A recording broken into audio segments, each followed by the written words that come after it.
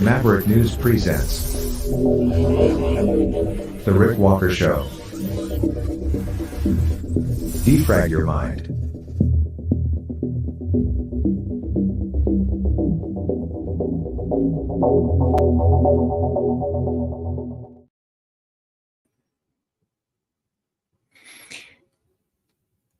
I miss the before times a lot.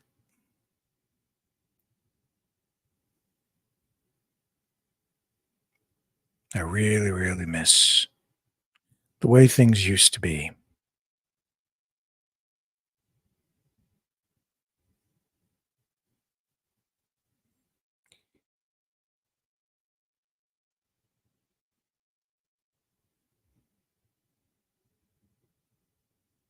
We have a couple of nations on the edge, maybe a whole world. Donald Trump is on his plane flying to Georgia to be arrested.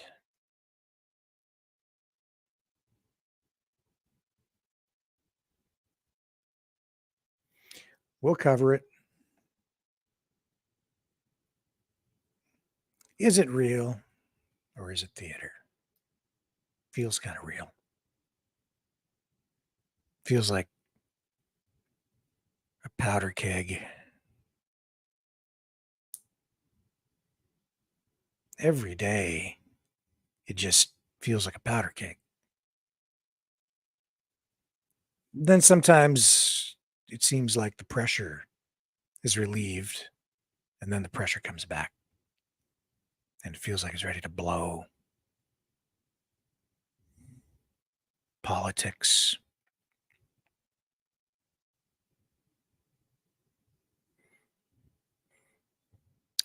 Power, it corrupts. Brings out the worst in people. That's what we're dealing with tonight. I never thought I'd see times like this.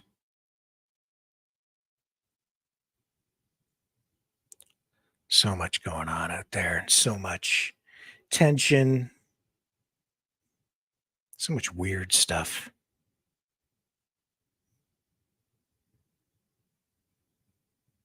People want to fight.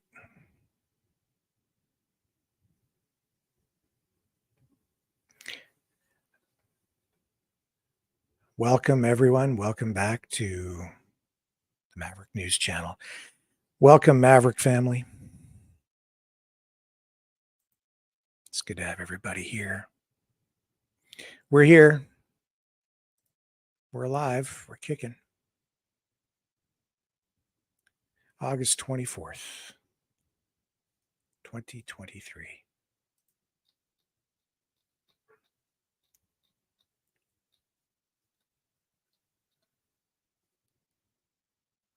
We'll dig into the day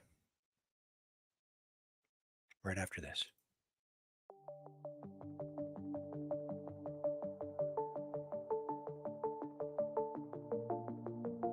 Greetings, brave Mavericks. Our quest for truth continues. We go beyond fake news. Together we expose propaganda. Together we pull others out of rabbit holes. We are maverick thinkers.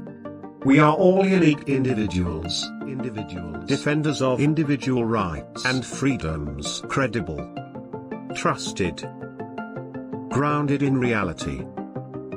Maverick News, Maverick News. Defending free speech, free speech. Donate at freedomreporters.com. Do it now. Tomorrow may be too late. Maverick News. The world is watching.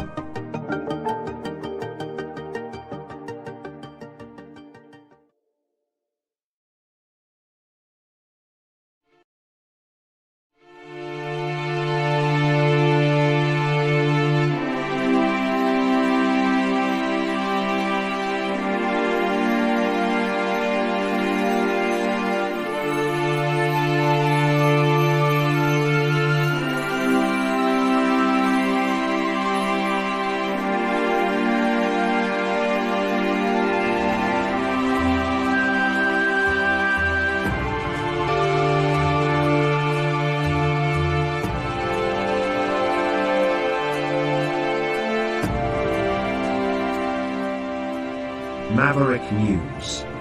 The world is watching.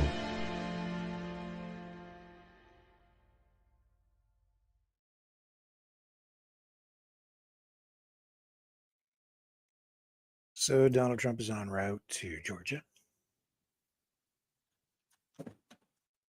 Yep, I guess they're going to arrest him. Take him to jail. Looks like they're going to get that mugshot.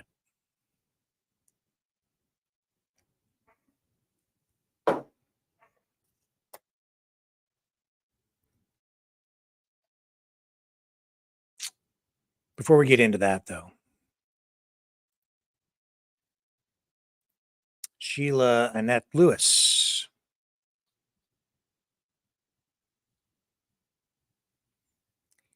has passed away. Sheila, as many of you know, in our Maverick family, as many of you know, she was waiting for a transplant. She was not vaccinated. Because she was not vaccinated,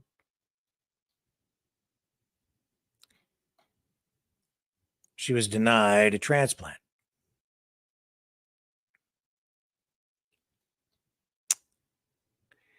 She filed a court application to the Supreme Court of Canada back in January, asking the court to hear her case against the vaccine mandate for organ transplant patients.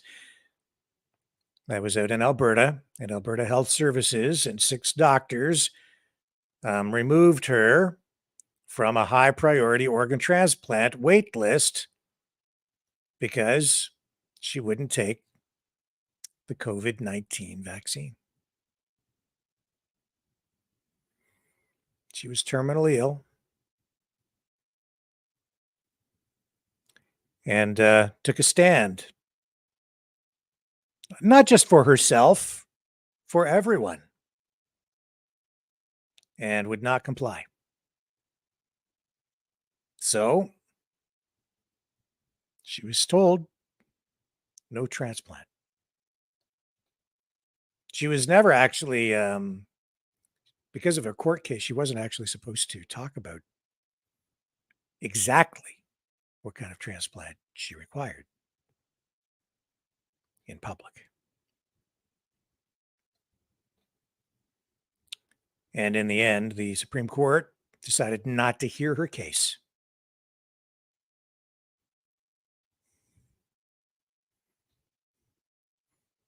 She did find a hospital in the United States that was prepared to do what needed to be done to give her the transplant that she needed, the organ transplant, but she had to raise funds.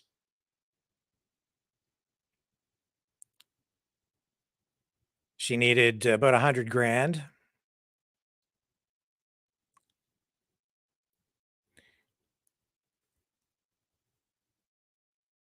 Or thereabouts. I'm not exactly sure how much in total it would have cost.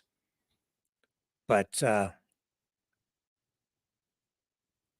in the end, she just didn't make it. So she has passed away. The Justice Center for Constitutional Freedoms was providing some legal assistance and posted a statement, has posted a statement saying they are aware of reports that Sheila Annette Lewis has passed away. In their statement, they say, justice delayed is often justice denied. The decision to remove Ms. Lewis from the transplant list over her COVID vaccination status may have cost Ms. Lewis her life. Yeah.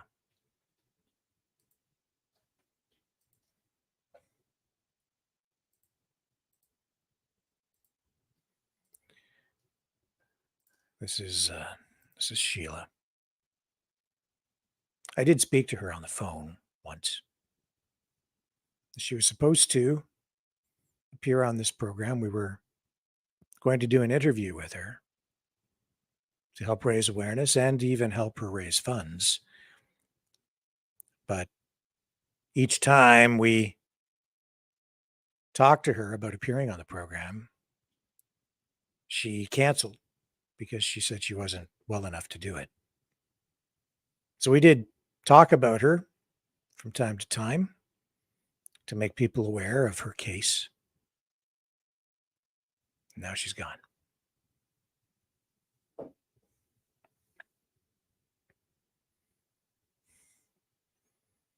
We still have problems in this country that need to be addressed in Canada and in the United States, around the world. In many respects, it feels like things are returning to normal, and it feels kind of sometimes like they have, but not really. We're going to have to work at this. This is not right. It's not acceptable.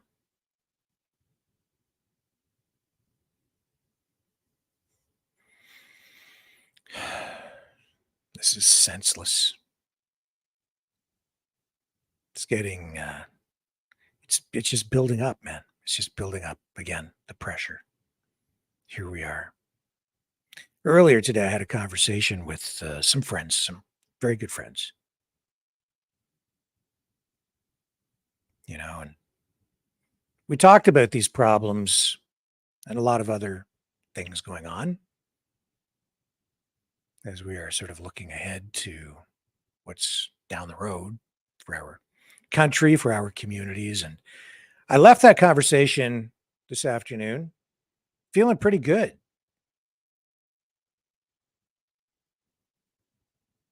And then this. And Trump being arrested.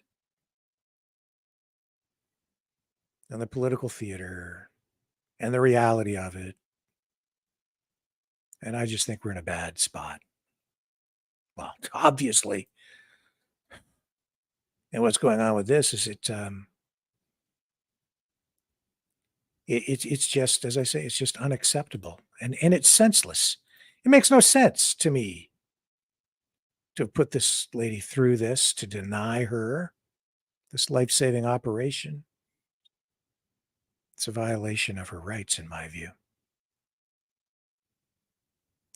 They literally will let people die. And they just did. Again. It's not right.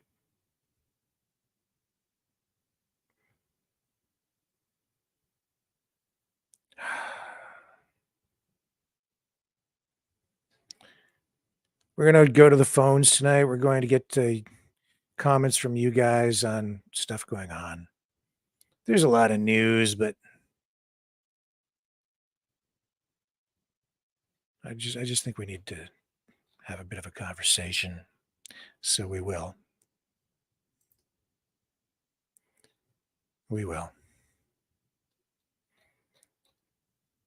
19 defendants charged by the Fulton County District Attorney, Fannie Willis, for their alleged efforts to overturn the results of the 2020 presidential election in Georgia, are in the process of surrendering to be booked. And then they'll be released from the Fulton County Jail.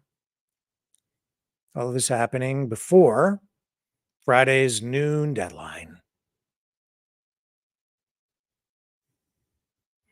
And Trump on his way. His bail has been set by a judge at $200,000.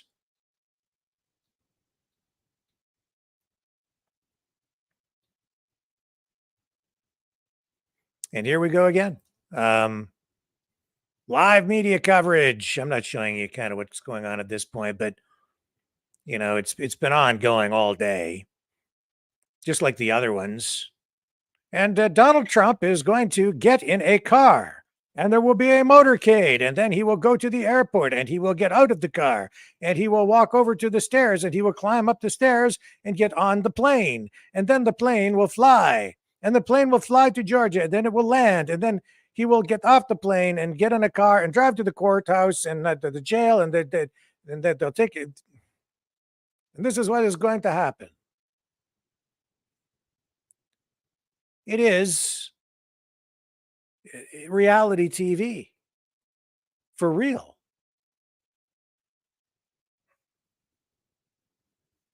Reality TV come to life. Bizarre, kind of. The coverage is like, I don't know, man. Mainstream media too. I've been watching some of it, and the way they're covering it, it's like they sort of, yeah, well, they're not really truly acknowledging the risk, the danger that arresting him poses. They are, but they aren't. They're blaming it all on, I mean, when they do address it, and I've watched a little bit of ABC, and when they do address it, they're running like a kind of a hit piece on him, a video in between online, just talking about, the patriot movement,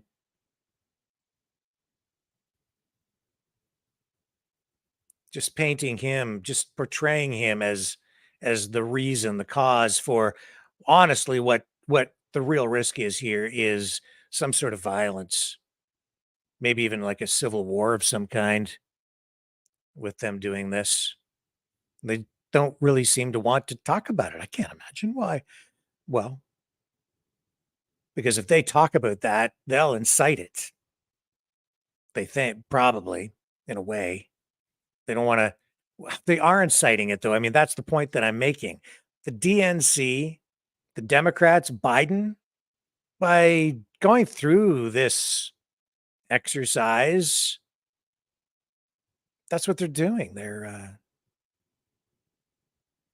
the ones cranking things up. Trump had all those rallies the first time he went around, got elected, and it was like, lock her up, crooked Hillary, you know?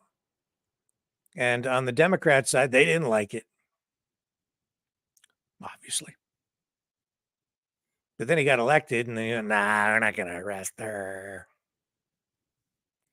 Because I think he just knew that if you arrest Hillary Clinton and throw her in the slammer, then the people on the other side will freak out.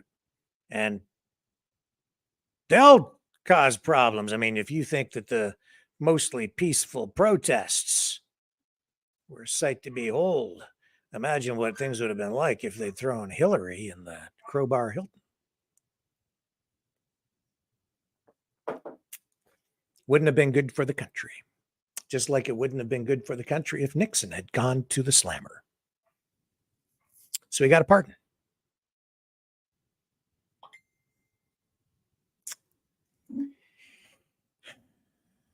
This time, I don't know. I've been saying it's kind of like political theater, but I think maybe it's more than that.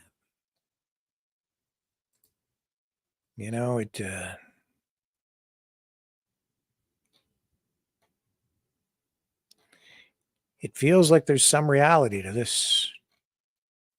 And what they're doing is they're turning the darn country into a banana republic.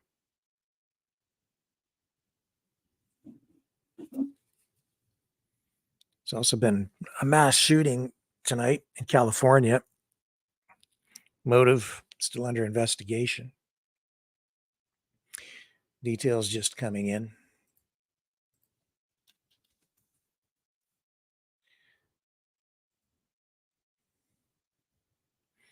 I'll get you the information on that through the night. So we'll follow this thing with Trump. I'm going to take another little break here, and I'm going to get some stuff queued up so we can see what's going on. I'll keep you updated. And we'll go to the phones shortly. We're going to flip the show around a little bit tonight and get you guys to comment on some of this stuff, give you guys a voice as all of this unfolds. And we'll talk about these wildfires out west. Kind of a different sort of a problem has surfaced out there. So just give me a little bit of time here, and I'll get things cranked up. I'll be right back. The New World Order. Government overreach. The Great Reset. Mainstream media lies. Now more than ever, independent voices are needed. Donate now at freedomreporters.com. That's freedomreporters.com. Maverick News. The antivirus program for your mind.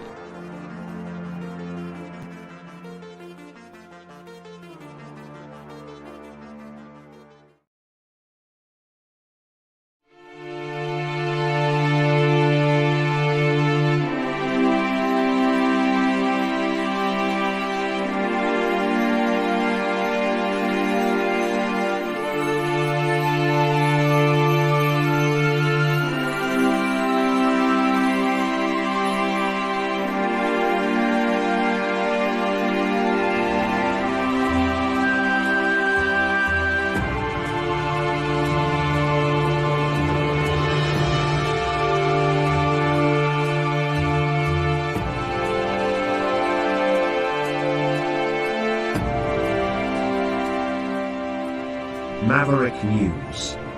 The world is watching.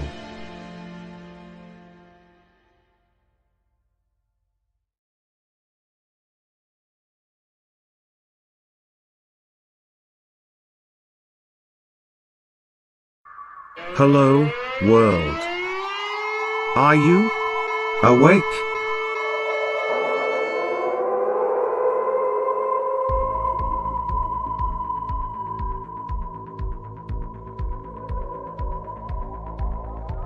Uniting humankind by liberating millions of minds at a time. Maverick News. The world is watching.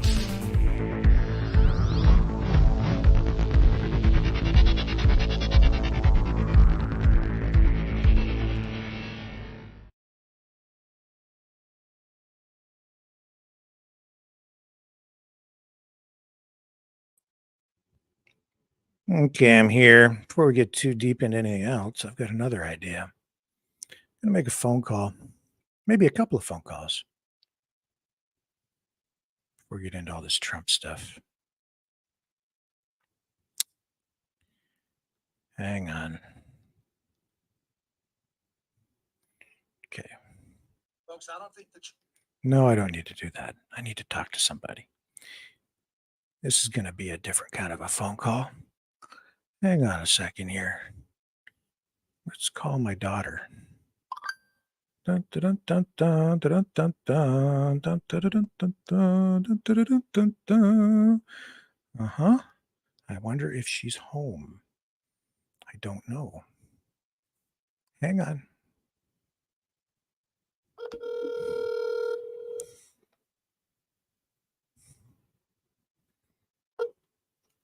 Hello. Hello. Hi. I'm just letting you know that I'm on the air live with you right now. Just so be careful. But no swearing. Okay. I have a question. Are you happy?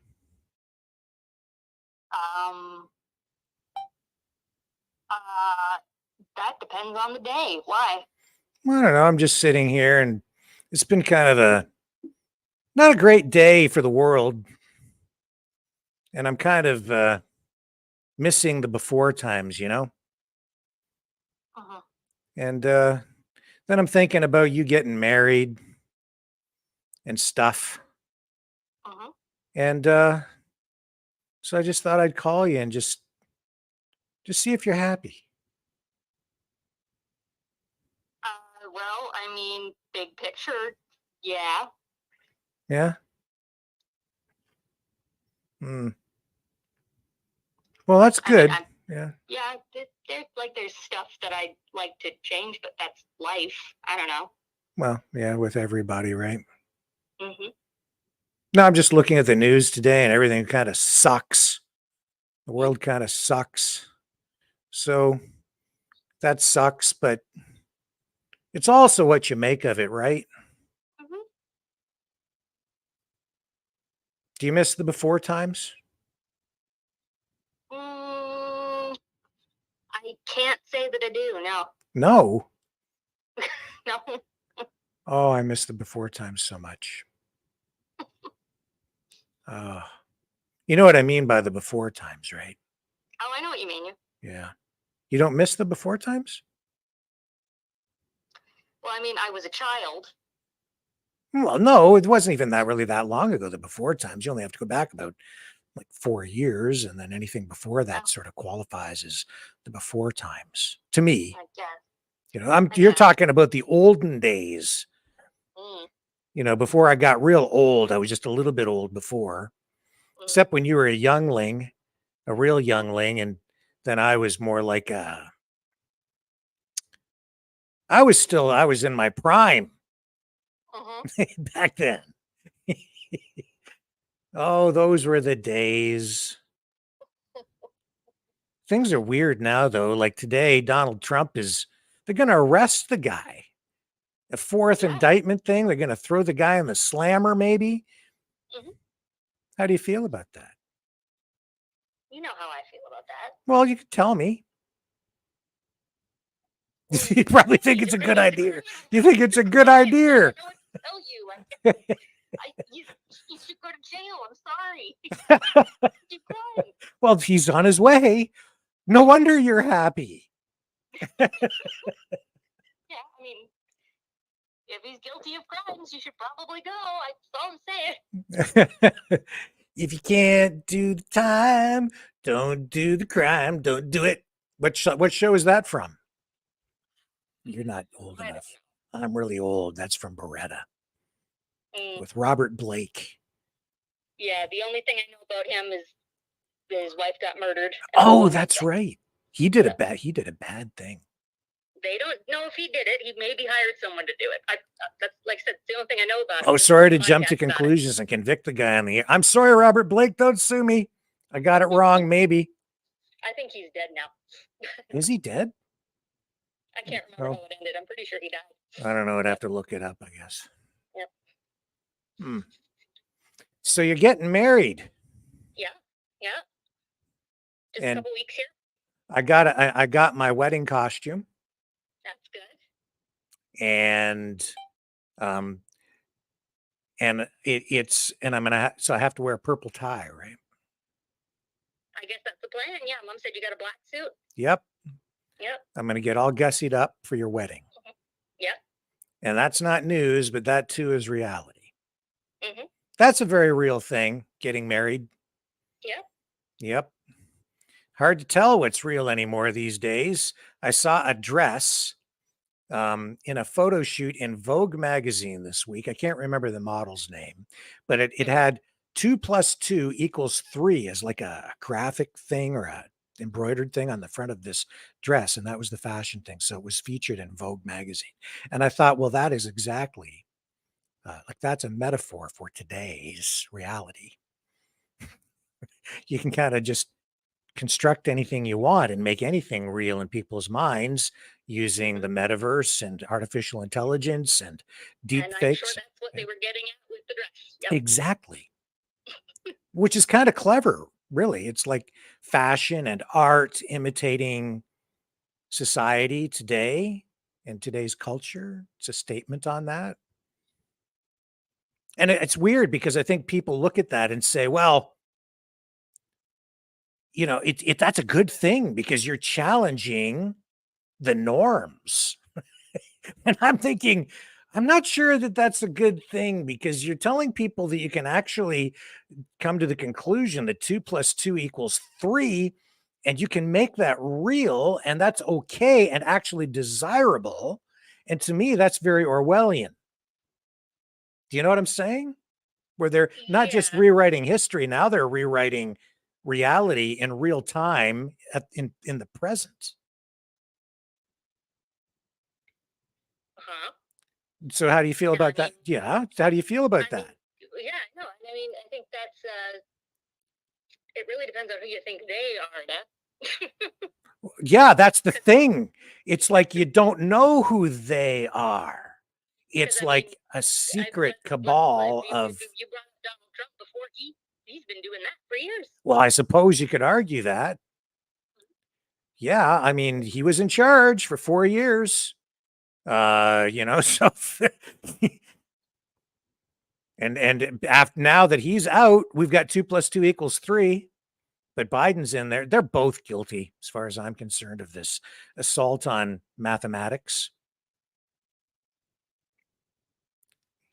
I don't know. Well, I'm not the person to ask about No, well, yeah, but what about reality, though? that. That's really what's at stake here. Mhm. This is a challenge to everything we hold dear in terms of what's real and what isn't. I mean, you know that in 1984, the book, right, by George Orwell, they rewrite Yeah. history, and then Yeah. they coerce people basically into accepting things that aren't true simply through repetitive information distribution and coercive psychological measures to convince people that things that aren't true, you accept that they are. And even though you know they're not true, you then say that they're true just to basically get them to stop torturing you psychologically. Mhm. And so when I see a dress that says 2 + 2 = 3, I'm horrified, actually. I'm horrified. So I called you because I needed to feel better. Okay. That's why I'm Well, I phoning mean, you. I don't know how to prove to you what's real and what's not real, but I mean, I'm real. Yeah. Okay. Yeah. Yeah. Pinch yourself. Just make sure. Okay. Well, okay. I won't go on too much longer.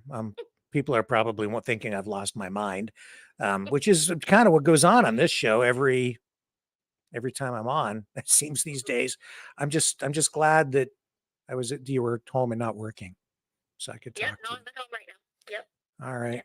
Anything else I need to do for your wedding? I feel like Steve Martin, father of the bride, kind of. Except I've been kind of staying out of it. If you've noticed, but that's the way I am, right? I know. Yeah. It's just Mom's been the one who I've been getting to do the stuff. So. Yeah.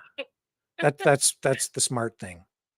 That you don't really want me involved too much. Ah. Just kind of. I don't know. I'd probably cry and stuff. So I might even have been doing that in secret just a little bit. Oh, okay. No, yeah, no. I mean, when you come down, I just need you to help set up because we didn't hire anybody to do anything. So that's all I need from you. Oh, so you're gonna put me to work? Oh yeah, everybody's working. That's how we're affording it. Everybody's working. How does it see? There you go. Growing up impoverished in this family has built real character. That's okay. I don't mind pitching in a little bit. Okay. Just don't get me too involved in the planning and stuff, or I'll muck it up on you. It's okay. Everything's pretty much planned. I'll have diagrams to where stuff has to go. That's all I need. I just need people to put stuff in place. Diagrams? Yeah. Wow. You are organized. Good for you. I'm a personal assistant. That's what I do. That's true. A personal assistant. Mm-hmm. Well, I'll be there to assist you Okay, when the time comes. All right. I'll let you go. Okay. Love you. Love you too. I'm glad you're happy. Thank you. Stay that way. Okay. Because the before times are behind us. Mhm. The new times are ahead. And they're gonna get better. Mhm. Love you, kid. See ya. Bye. Bye.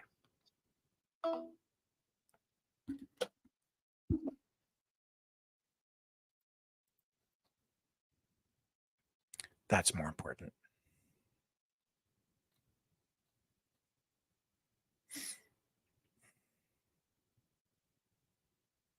Yeah. I'll be back.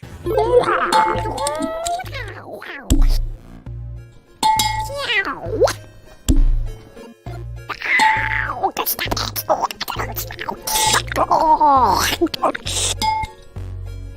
Exile. The Knights of Malta. Maverick News. Join us.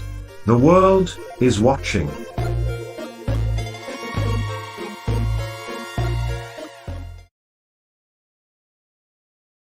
me see here.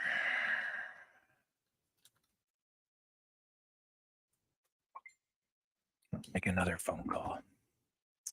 It's phone call night here on the Maverick News Channel as we await Donald Trump's thing. Let's see, we're going to call somebody else here now. And make another phone call. And okay. Leave a message. I'll get back to you. After leaving a message, you can hang Well, up or press pound for more options. Okay, I called you and I dialed the right number. And he's saying I was supposed to call that. I'm going to call it back again. Leave a message.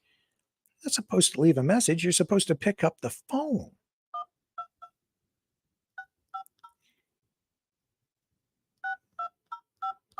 All right. One more time. There we go. Who this? This would be Monsieur Walker. Eh? Ricky Walker. What's going down? Well, I'm trying to feel better in this crazy, stupid day of indictments and arrests and terrible news. I'm trying to find people who, I don't know, are going to just cheer me up a little bit. So that's why I'm calling you.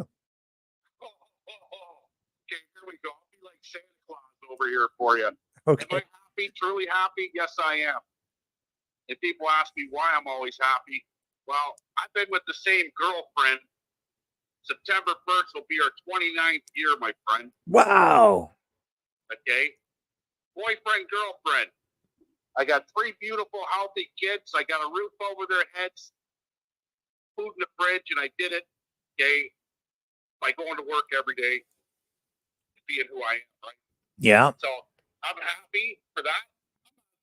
I'm not happy with politics. I'm not happy with a lot of other things. But in my personal life, I'm happy, my friend. I might That's get it. 2 weeks off of work because we're slowing down a little bit. And I told my boss today, let me know by tomorrow because I'd like to take my son and my wife to Thailand for 2 weeks. And he says, why Thailand? Because I like the food. He says, are you going for the girly boys? I said, no, I'm bringing my wife. Right. Right. Good for you, man. Yeah, so I'm happy, Rick. Really am. That's good. Yeah. And Leo, you sent me this video of the lightning. Dan's in that video, yeah. Yeah. Check this out.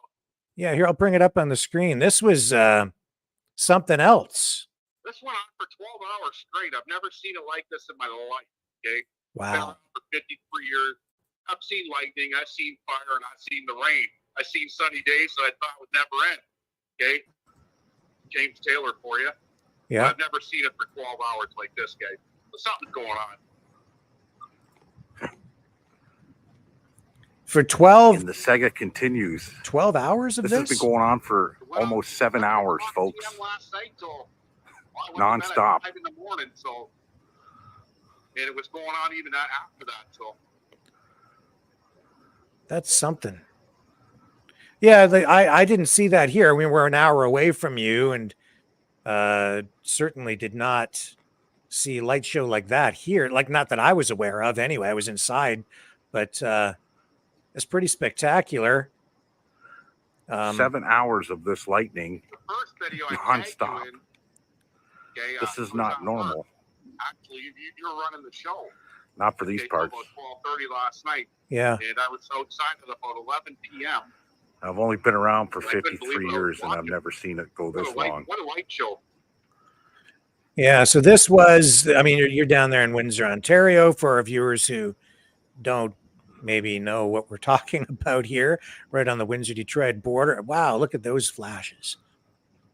And Yeah, I mean, when you look at these flashes of lightning, reflecting then off the clouds and stuff, it does show you the power of Mother Nature, and it, The it gods are also shows angry. you how lightning can ignite fires too, right? The Viking Valhalla. The gods are When you angry. got lightning like this now, people were saying it's sea lightning. I get it. I've seen heat lightning. I live in one of the most humidest parts of North America. Okay, we're probably second to Florida for humidity. Yeah. Okay, and we get the heat lightning, but not for 12 hours straight like this. Yeah, that is pretty weird. Yeah. Now, it could be a couple of things. It could be the Greek gods, okay, angry. It could be something to do with Prigozhin, Yeah. the warlord Prigozhin. It could be that Apollo guy who wants everybody to send him their money in the mail. The Klingons. Yeah, or I think my guess is Romulans. The Romulans. Yeah. Yeah. Definitely. The aftermath of this is pretty weird. As I was talking to friends all over Essex County today, there's mass flooding in the town of Essex, Harrow. There's a boil water advisory in Colchester and Harrow. Downriver, what we say, has risen, okay, to crazy levels, right? So there's a lot of rain that came down in pockets in certain areas. Fortunately, me, I was the only guy on my block that never got flooded, so the power didn't go out, but my sub pump better than everybody else, I guess. Interesting. Yeah, so pretty weird stuff, man, that's going on. Yeah. Well, I'm glad that I phoned you. I'm glad you said, phone me. Phone me. Yeah, I always got something to say to you, mister. Yeah, well, yeah, As for Trump, okay, his ratings went up 300%. Yeah. Okay, so they're building him up even bigger. And his interview, I thought last night with Tucker was spot on. He didn't make fun of people. Okay, it was pretty professional of him. Yeah. And that was the first interview I ever seen him that professional. So maybe you can't teach old dogs new tricks. And he's learning, right? So yes. I'd like to see him as a president personally. You know what? The war in Ukraine would end. Yes, I'm certain of that too. I think you're right. And I'm glad you were on the program last night with us for a while there, because I always appreciate your input and perspective on things and that debate. Yeah, and I thought his interview was actually pretty good. I thought the interview got better at the end, honestly. Yeah, he did a great job with Tucker. It was a smart move for him to move away from the what was last night, the convention or whatever, now where everybody was speaking at. Get away from that table. They're all a bunch of losers. DeSantis is probably the smartest one out of all of them. Yeah. Okay, but the rest of them, they're all losers. They shouldn't even be there. You got the head of the DEA, who's the Arkansas government, ex-DEA, Arkansas government. Okay, he's the governor of Arkansas. Didn't we have a guy named Bill Clinton running the country once upon a time? Yep, that's right. Where was he from? Arkansas. Yep. Okay, and there's a lot of scandal with the Clintons. There's a shit ton more with the Bidens. Okay, this fight, what's happening in Georgia is draining the swamp even more. Because I'll tell you, if he becomes president, there's going to be a lot of people with their heads on the chopping block. Yep. Because he's coming, and he's coming full strength. Okay, as for Hillary, the shit that she's pulled, okay, the Bidens, oh my God, the shit that they're trying to charge him with and keep him in jail with, the Bidens have done 10 times worse. Yeah. Well, they're definitely making a martyr of him, and in that way, they're making him stronger than ever. Well, I hate to say this on here because you're still on YouTube a little bit, but I'll speak in a different language. Mm-hmm. Something's going to happen to Joe Biden, and it's probably going to be from his own party. Okay, let's say JFK style. Okay, and they're going to blame the right. Hmm. Okay, and then Really? You think that? why not? They've done a lot of work. He's at the end of his rope now, by the looks of him, right? Yeah. I would have thought they would just like let him fade off or something and just finally admit that he's lost his mind and then just have him slip away into the sunset. But Well, if they pull a Reagan on him or a JFK or a Bobby, okay, yeah. it'll make the cause even more for their side because they can say, "Told you it was the Trumpers, it was this MAGA, it was the far right, this and that," right? So, and they do stupid shit like that. And by the way, 2 plus 2. If I came into my work and said to my boss, and he said, "Leo, okay, what's 1/16 plus 1/16?" I better know that's 1/8. I better not say that's a quarter inch or 3/8 of an inch. I'm fired. Yeah. Period. Okay, math is a different language. It's a language all by itself, and they stopped teaching good math, okay, in schools. Yes. It's a language all by itself. It's a universal language. Okay, and I teach people from all different countries, Rick, that come in here, from Mexico, I got a guy here from Eritrea. I got another guy from the Philippines. Now, they don't speak English very well, but math is a universal language. And as a machinist, we don't care about your language. We care about your math. Okay, somebody says to me, "Leo, what's 7/8 of $1 million?" I know that's 875,000. Yep. Somebody says, "What's 5/8? That's 625,000." Okay, I just know because I've been brought up with the math, and it's a language, and we can't get rid of this language. And anybody that's telling you 2 plus 2 equals 3 should be fired. Yeah, it just shows how strange the times are. My God. My God is right. Yeah. And people go, "How do you know math so well?" Well, they changed it all on me in grade school. We went from the standard, okay, fractions to metric intense, okay? Yep. Now, I do know both because that's what my job has. They pay me to know both, right? So I had to learn both. But when I work in thousandths of an inch. I don't go to microns. I can go to microns, but I prefer working in 16ths, 30 seconds, whatever, right? Yeah. I can break. There's not a fraction that you can't tell me right now that I can't break down into a decimal in my head, right? Yep. If somebody says 3/8 of an inch, I know it's 375 thousandths of an inch. Yep. Okay, and I got to know this math. And then we get into other things like trigonometry. Okay, not that we use it much anymore, but in the old days we used it a lot. We had to set up an angle. It had to be at 4 degrees, 3 degrees, whatever degree was called for. Okay, and there's a special way of doing that, right? So don't mess with the math, folks. Yeah. That's the problem with the artsy fartsy people. They just make crap up. And we people are buying it. Yeah. And one thing is, I will reply that I won't comply with what's coming down the road next for a lot of people because I can smell it already. Yeah. It's like bacon being cooked in the morning with some maple syrup. Okay, I can smell what the government's got planned here in the future. Yeah. And I think everybody on here, we can't talk about it on here because we're on YouTube. Yeah. Okay, so you guys know where I'm going. I'm not complying. I'll take my chances on dying before I comply. I hear you. I hear you. You got me the first time, suckers. You got me the first time. You're not getting me this time. Yeah, I think that a lot more people will take that position this time around if they do that. And it sure feels like that's where we're going, maybe even as early as next month.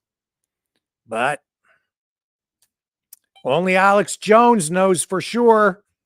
Yeah, well, I smell it when I look at the ICU and everything else at Winter Regional, and I'm talking to people that are claiming that they've had this bug or whatever you want to call it, whatever they want to call it, in recent weeks, right? Oh, I've had it. It's not okay. Whatever. I've had diarrhea too, by the way. That's probably from the fresh peaches I'm eating. Yeah. I pick them off the tree and I eat them. Then I got to take a dump 10 minutes later. So And- everybody's blaming their little runny noses and diarrhea and everything else on this. You know what? Mm-hmm.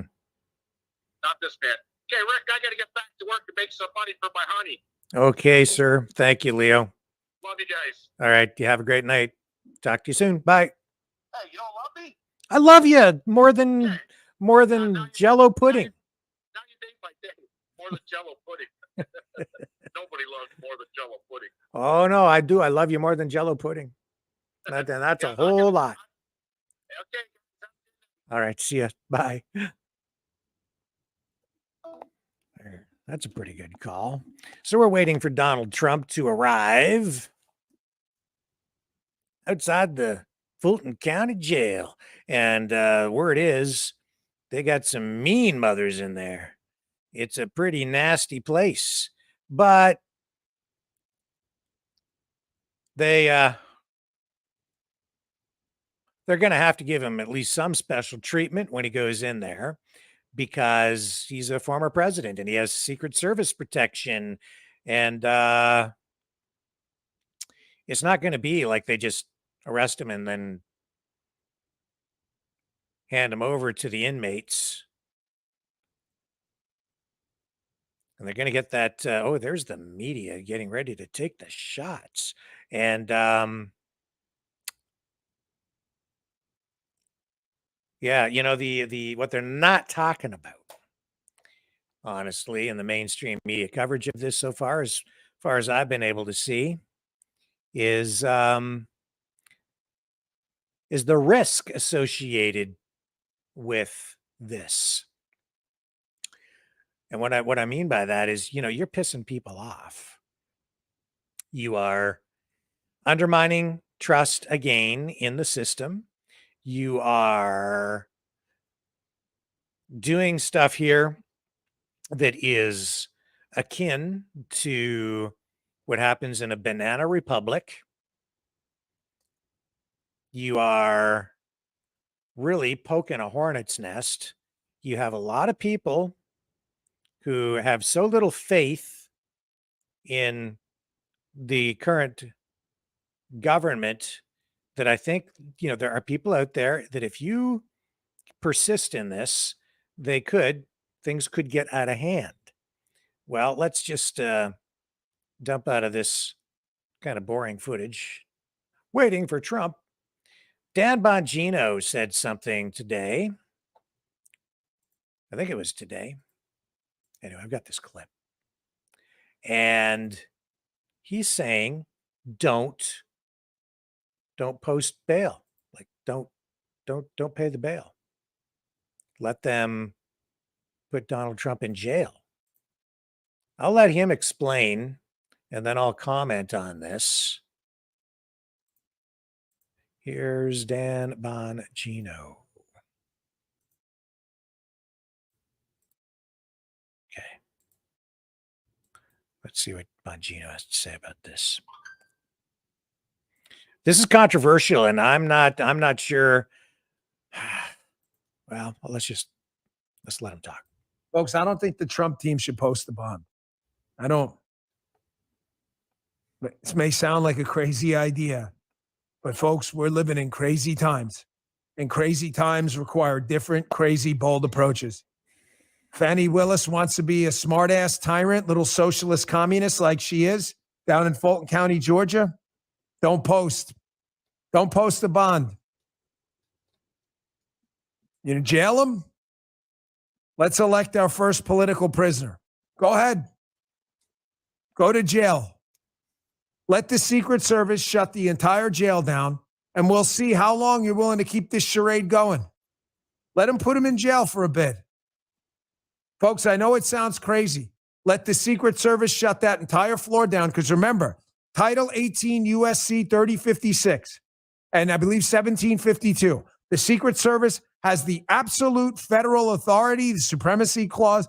They can declare anything a federally protected area, even a prison cell. They can clear out that entire wing of the prison and make sure Donald Trump never sees another human being in that prison other than the Secret Service. I wouldn't post.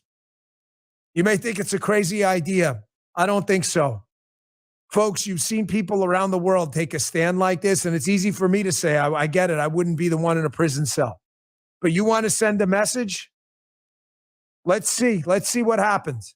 We should hold protests outside of that prison cell every single day. Don't post. Don't post the bond. Make them put you in jail and make them show America their asses and show America who they really are. And let's see how long this lasts. Folks, I think the F around and find out. The time is long since past.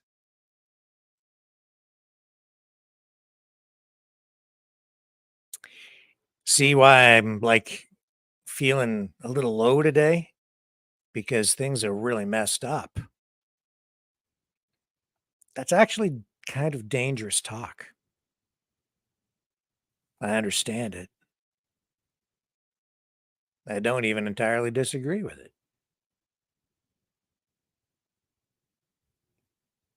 A lot of the way this will be litigated is through the court of public opinion. And if they actually throw him in jail and keep him there for any period of time, it will just throw fuel on the fire. Now, you could say that Dan Bongino, with rhetoric like that, is being reckless and maybe even inciting. I wouldn't go that far. But it seems, you could also say that it's Bongino who might be responsible for something even as serious as the beginning of a civil war. Blah, blah, blah, blah, blah. Not saying he's saying that. I'm saying you could argue that. But the point is, you could argue that he's taking that kind of position, but I'd actually say it's the other way around. He's frustrated. And he's saying the time for F around and find out is long since passed. And, I understand the rhetoric, but you know what? They wouldn't be talking about this at all if they weren't doing this to Trump in the first place. They're the ones inciting. They're the ones poking the hornet's nest. They are the ones who have taken a nation to the edge. And when I say they, I'm talking about the Biden regime, the Bidens, the Clintons, the Obamas, the Bushes, the Rhinos, the DNC.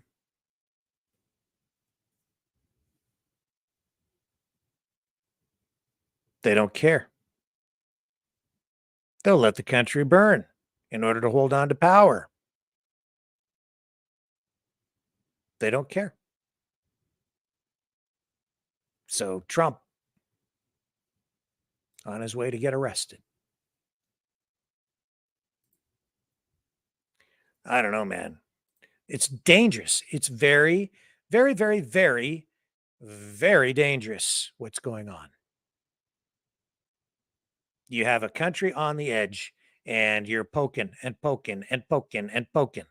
Now, it is like reality TV. No question about that. It's very dramatic, isn't it? Some people pretty upset. You keep on doing this. How far will this go? They shouldn't be doing this. This is not good for the country. If the administration, the regime, the Biden regime, really cared about the country, they'd let this slide. And they'd just take him on in the next election and let the people decide. Let this case be tried in the court of public opinion through an election. Because that's really what the whole thing is about. In the end, it's all about politics.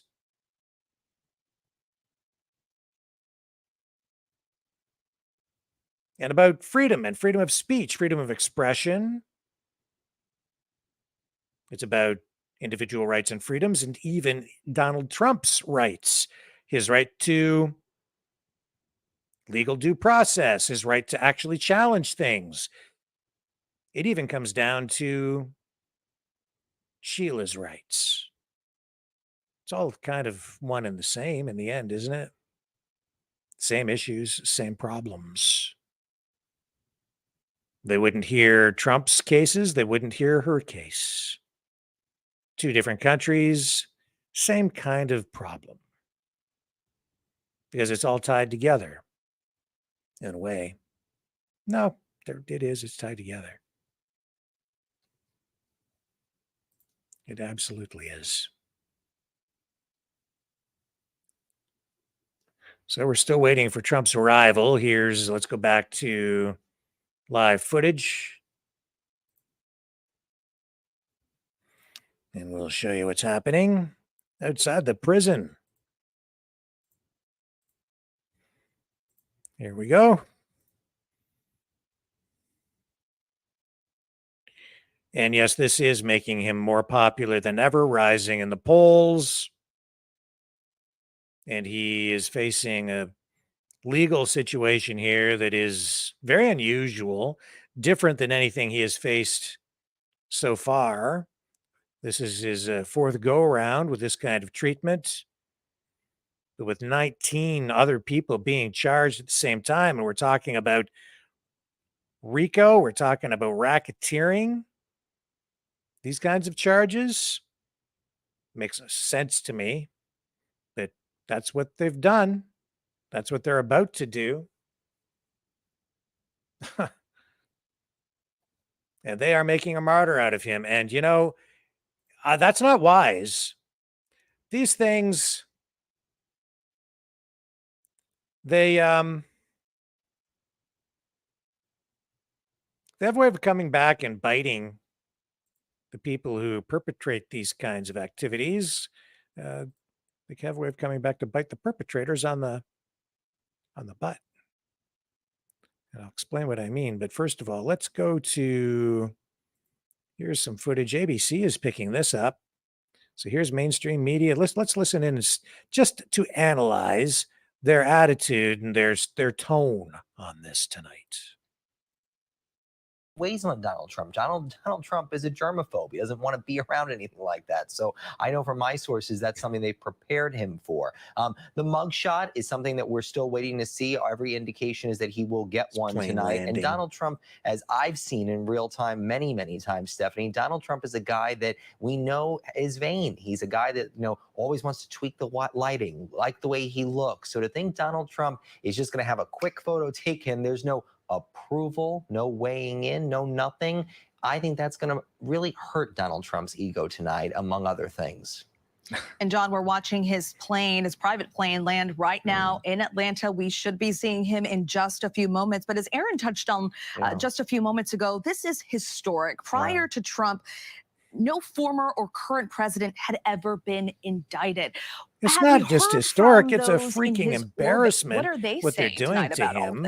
Well, again, I mean, I think it's very much that they've all gotten used to this. As somebody said to me, here we go again. And then they're the ones normalizing this. That's what they're doing. It's becoming rather routine for Donald Trump and his aides. And I do think a part of that is that obviously right now they are trying to deal with two calendars that are colliding in real time. They are dealing with the political calendar because Donald Trump is indeed running for president for a third time, and they are dealing with this growing, expanding court calendar. The big question right now is, where does this go? We know, based on information that came down today, because another defendant in the case is trying to push for a speedy trial, that at the moment, we could see a trial in October. Now, Donald Trump's team, Stephanie, has already responded saying, whoa, back up. That's too soon for us. And obviously they changed lawyers today. So they have a lot of things to figure out right now as they move forward, because obviously this is just August. We have a year and a half, a little less than that now, to go until the presidential election. But to think that it's this case and 3 others, and of course, some other cases that he's dealing with here in New York, he's got a lot to figure out right now as this all moves forward. And you mentioned the change in lawyers. Yeah. Do you have any more insight as to why that last-minute legal shakeup? You know, Drew Feinling, who was the lawyer that was terminated by Donald Trump earlier today, had actually been one of the longest lawyers as of late working for the former president, because as you noted here at the top, this has been a probe that the DA in Fulton County has been going on for over 2.5. So we'll just mute that a bit.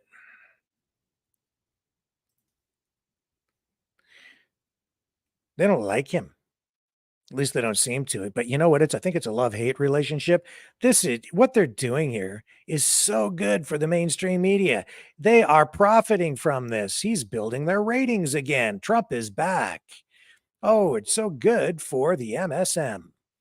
They've been talking about this all day long. And really, at this point, it's kind of boring. I mean, the commentary might have some, some entertaining or informative aspects to it, but overall, it's like Trump's getting in a car. Now he's driving to the airport. Now he's getting on a plane. Now he's flying. Now he's landing. Now he's going to get out of the airplane. Now he's going to get in a car. Now he's driving over to the jail. Now he's getting out of the car. Now he's going into the jail. And then there's all this talk about blah, blah, blah, and blah, blah, blah, but they're not really talking about the real danger, which is that you're going to piss some people off so much that they might do some stupid things. And then they'll blame it on Trump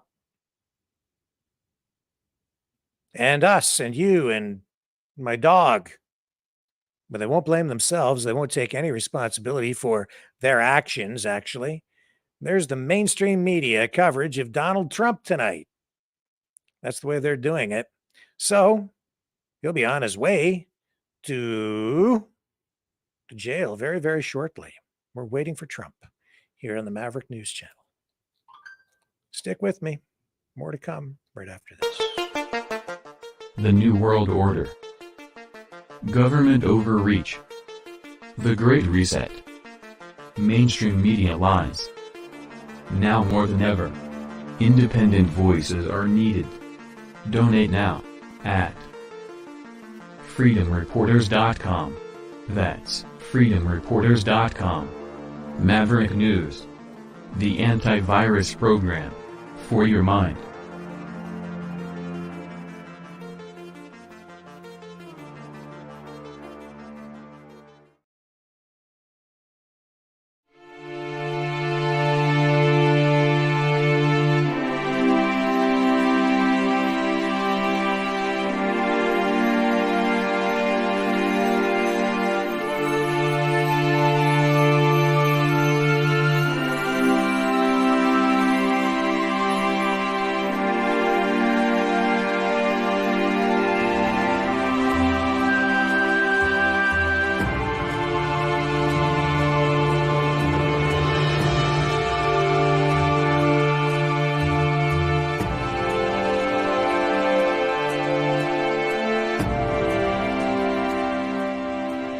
Maverick News.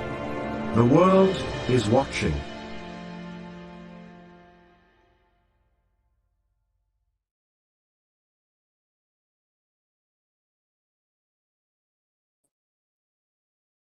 Okay, so let's go back to some footage here and see where we're at with Donald Trump. They're getting him ready to come out of the plane.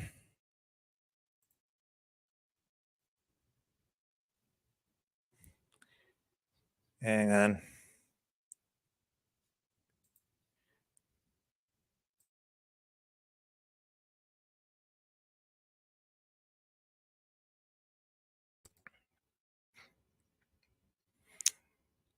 So his plane has landed. The stairs are there. We're waiting for Trump to get out of the plane.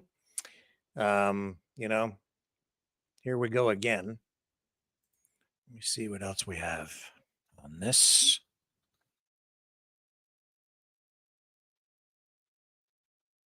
I don't know if you guys watched the coverage last night of the debate that we had, but there was something that was said by I think it was Tim Scott.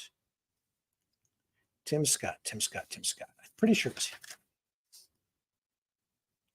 And what he said was that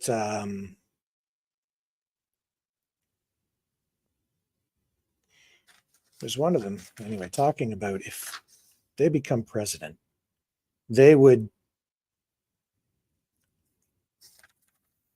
basically, 10 years for Biden, Hunter Biden, I guess. He would go to jail for 10 years. And then I thought, and the people cheered, the crowd cheered. And I thought, that's exactly what the problem is. That's just making things worse, because politicians should not really be involved in prosecuting crimes. Now, we've seen that here in Canada too, where certain politicians, premiers, even the prime minister himself, when they get involved in a legal process, it gets them into trouble because they're not really supposed to do that. They're supposed to be hands off because justice is supposed to be blind, not politicized. So when you have a presidential contender saying that if he's elected, he's going to get somebody thrown in the slammer, I don't think it's appropriate. And nobody called him out on it. That's exactly the problem. These people who run for office shouldn't be promising to lock anybody up or get involved in the prosecution of anyone for really anything. Now, I mean, you could say, I will call for an investigation and we'll make sure that, or you could say, I'm going to change a law. But to say that if you get elected, you're going to make sure somebody's going to go to jail, that's a different deal, man.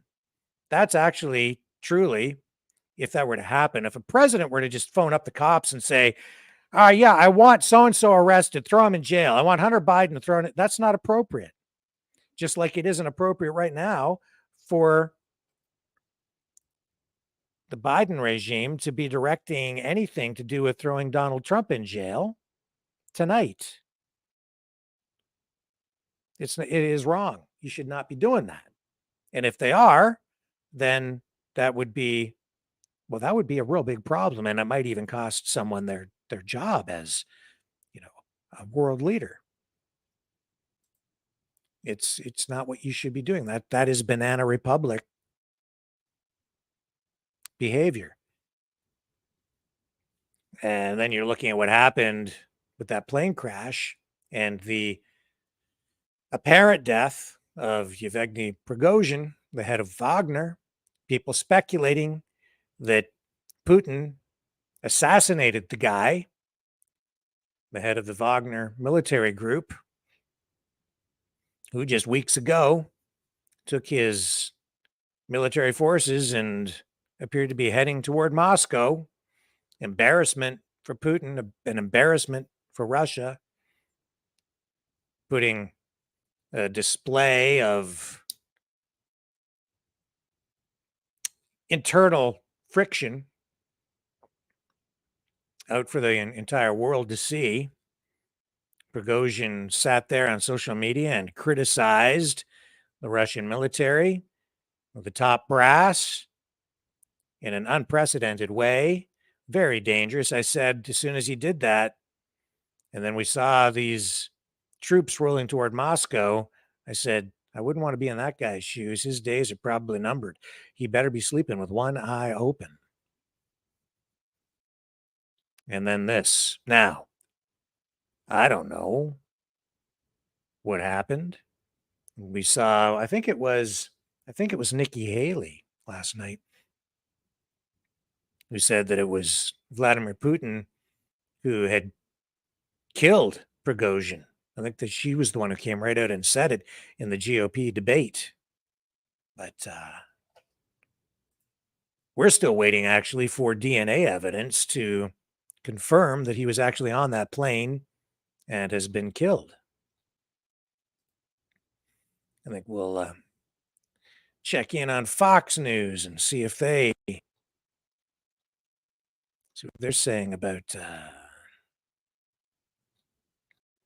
Trump's adventure today in Georgia. Yeah, they're just saying that he's landed in Georgia. And of course, we've got this feed here. Now, here we go. We've got an aerial shot now, folks, of the motorcade. So let's go to that. Here we go. Donald Trump on his way to jail.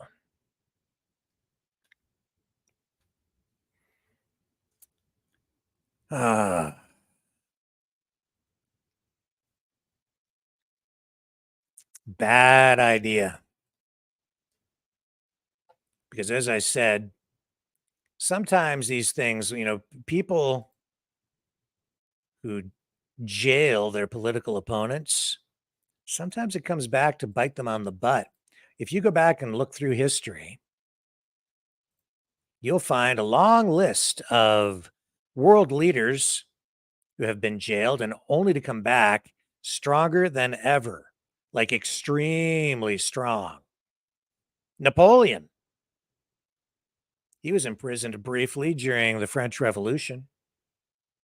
He later escaped and then became the Emperor of France.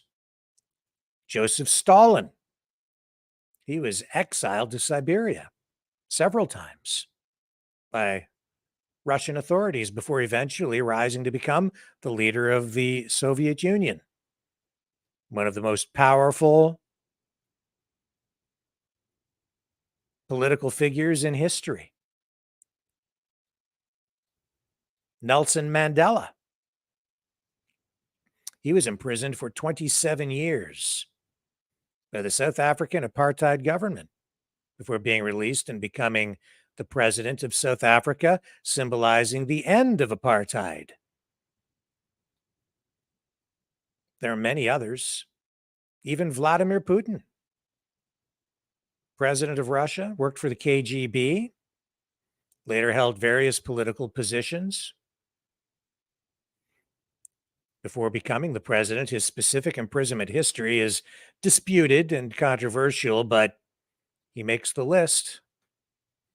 Perhaps the most famous in history, the most famous political figure in history to have been imprisoned, only to be released and then to rise to power, would be Adolf Hitler. And this shows also why it's dangerous to imprison your political opponents. Hitler was arrested and jailed for his involvement in the failed Beer Hall Putsch, also known as the Munich Putsch.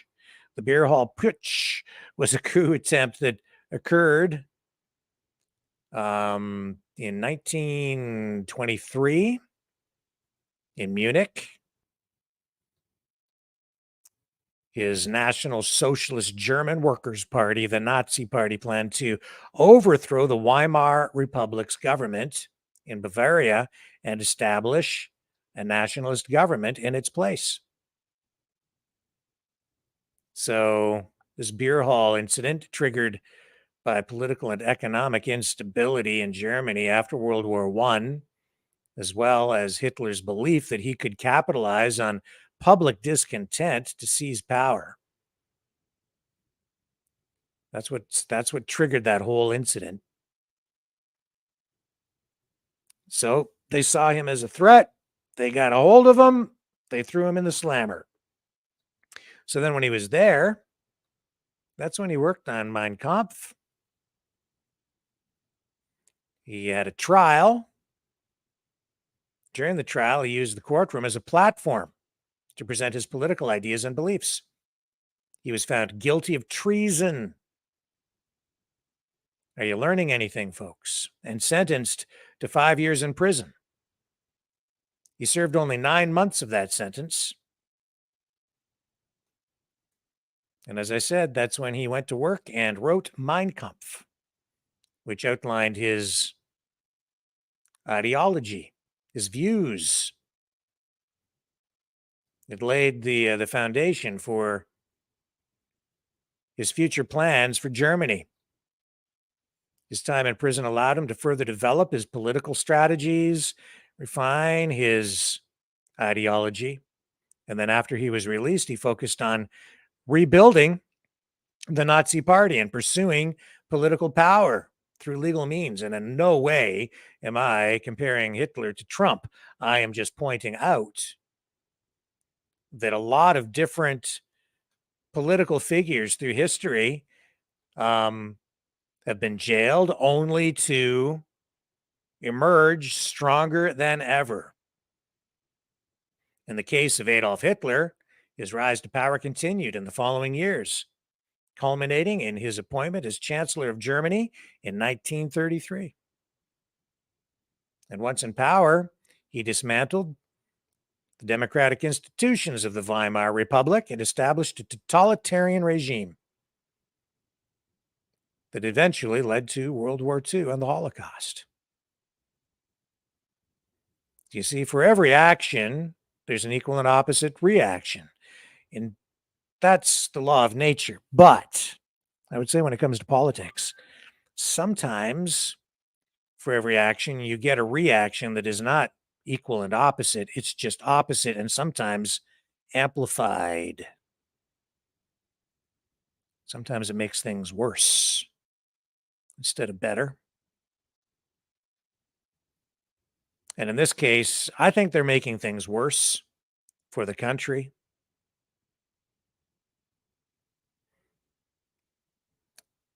And again, in no way am I, comparing those two leaders. I'm just saying that this is not good. This is inflammatory. It will get people angry, upset. And some people willing to do crazy things, pretty insane things. So here's the motorcade. And as I say, this is just like reality television. I mean, here's your dash cam from inside one of the Secret Service vehicles en route. Yeah, sure, we'll provide a live feed. That alone tells me that in many respects, this is political theater.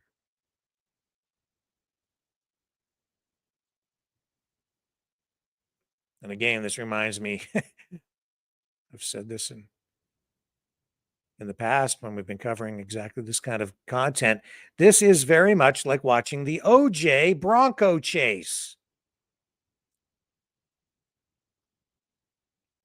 And here it is again, building ratings for the networks. Thank you, Donald Trump. They should be thanking him. This is free content for the networks. This is reality television. This is 2 + 2 equals I don't know what. The sum total of what we're viewing here tonight is yet to be determined. Indeed, the ramifications from this may not become totally apparent for months or maybe even years, maybe well beyond the next election, the next term of whoever emerges as president could reverberate through history for decades. Who knows what the ultimate effect on the republic will be.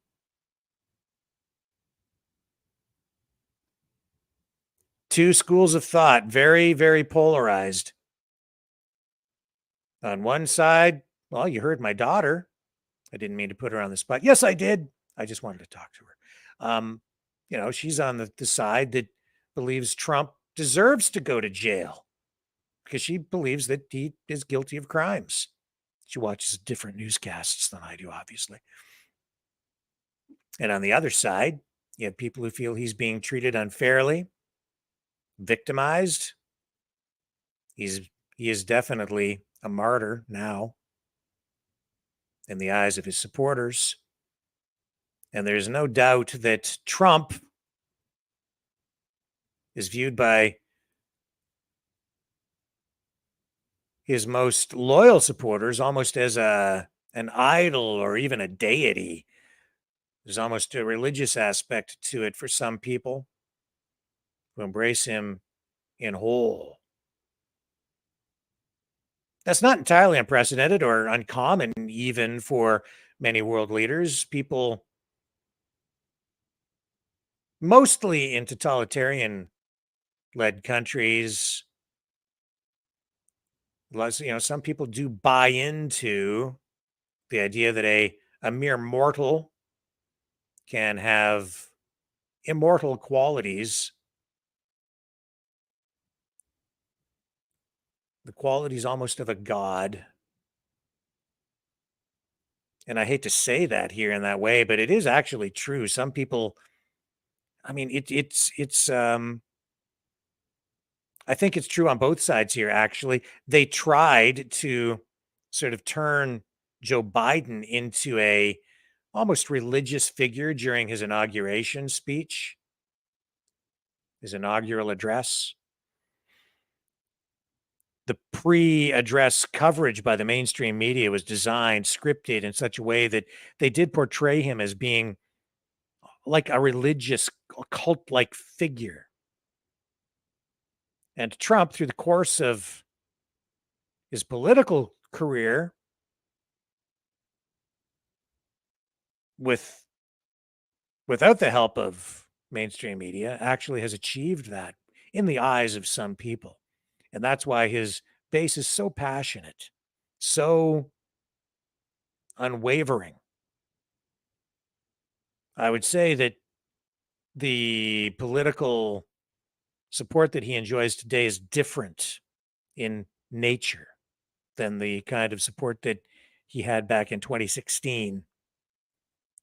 The emergence of the Q movement in 2017 has been a factor throughout his presidency and continues to be a factor today, a major factor, because that movement has really grown. It's exploded, really. Regardless of what you think about the Q movement, it has grown. That's something else the mainstream media largely ignoring tonight in their coverage of this as they talk about the mechanics of the legal challenges that Donald Trump faces and the others who are involved in this case. And here we are back at the jail. They're waiting for him. I remember the first go round with Trump a long time ago, it seems now, as he was running for the nomination. A friend of mine, politically minded, ran for mayor perpetually, never was elected in my hometown. He's passed away now. He was a friend of mine. And he thought that they would attempt to assassinate Donald Trump, as many people did at the time. It was quite a long time ago now. It's hard to believe it was that long ago. You're going back to 2015, 2016, almost like 8 years ago. Almost a decade has passed. I remember he phoned me and we just had a long conversation about Trump. And I said, "What do you think they're going to do with him?" And he said, "I think they're going to kill him." They never did, of course. They haven't done that. I'm pretty sure that would be a dumb idea. Boy, talk about making a martyr out of somebody. It wouldn't be smart politically on their side to do something like that. Because, of course, if you eliminate a leader like that, the political movement itself would just become even more solidified, stronger. Because as Trump has said many times, it's not really just him. It's not just about him. It's a movement. It did become a movement. And I'm seeing that more and more. I'm understanding that with more and more clarity. That's a word I've used a few times today, for various reasons. Just seems to be popping up, but I'm getting a clearer and clearer picture of what this really is all about, why people behave the way they do, why they support him or don't support him.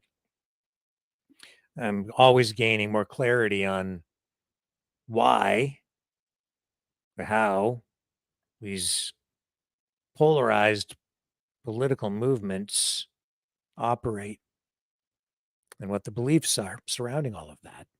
So here's the aerial shot. They're not too far away from the jail now. And yeah, this is not the kind of thing that I ever thought would be going on in the United States, but maybe I just was too naive. Even after Watergate, and I was just a kid. I guess maybe it's not that unusual for the United States. I just always viewed the US as being a beacon of freedom for the entire world, where things like this are not supposed to happen. But when you look back through history, all through the history of the United States, and there they go, they're in, going in.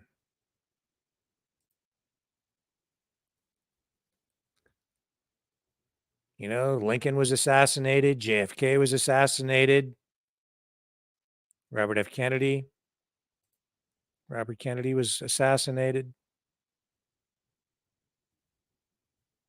Ronald Reagan was shot. They attempted to assassinate him. Nixon, Watergate. I don't know how you feel about that, but I think in the case of Nixon, I'm not so sure justice was served or the country was properly served there, but he resigned because I think he knew, well, he did, and there are recordings about this in the Nixon tapes that show, I think he really did have the best interests of the country in mind, which is why he resigned ultimately, so that they wouldn't have to go through too much of this kind of stuff. But even though he resigned, they didn't back off. Even after he was gone, they always raked him over the coals. He got the pardon, but lost in the court of public opinion. Watergate.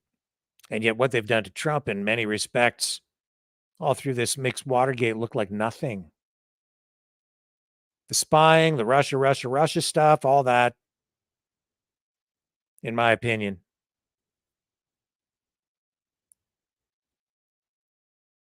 When he said that his phones had been tapped and then it was proven that that was the case.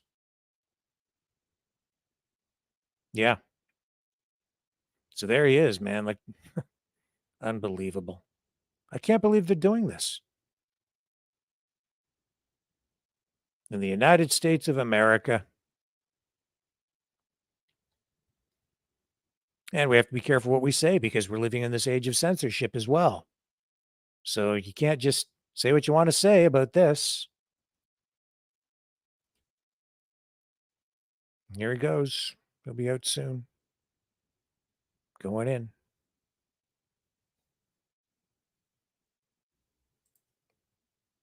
Aerial shot.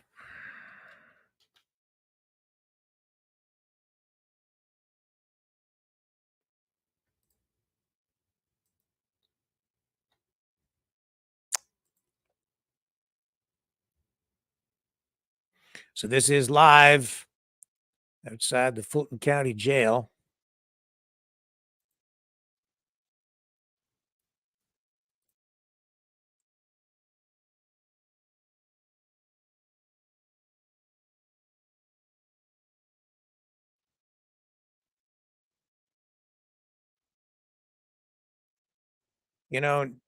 Some people were talking on mainstream media too about how Trump was free and, when this is going on, that he won't be a free man. Like, you think about it, there is to some degree here,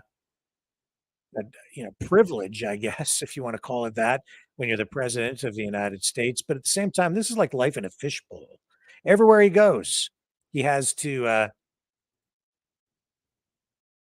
has to be worried about all this stuff. He's got to get in a motorcade. He's got to be afraid that someone might kill him everywhere he goes. He can't just, oh, we lost our feed. Hang on a second here. Here we go. I think it's back up. Back up. And I think he recently said that he hasn't actually driven a car himself in like 9 years. So he might have a lot of power, but at the same time, you make big sacrifices to take on a job like that, being the president.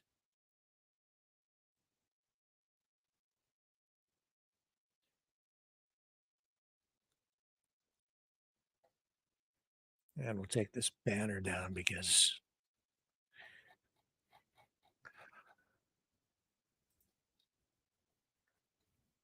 there we go. Now, of course, we're expecting that Trump will not be held. He'll go in, get processed. I guess he'll have his mugshot taken. They'll fingerprint him, do all of that, and then they'll post bail, and then he'll be on his way. But so he's just arrived a few minutes ago here at the Fulton County Jail. They're going to weigh him too, I guess. Photograph him, get that mugshot. They want that, and then they'll release that. They want that out there for everyone to see to make him look like a common criminal.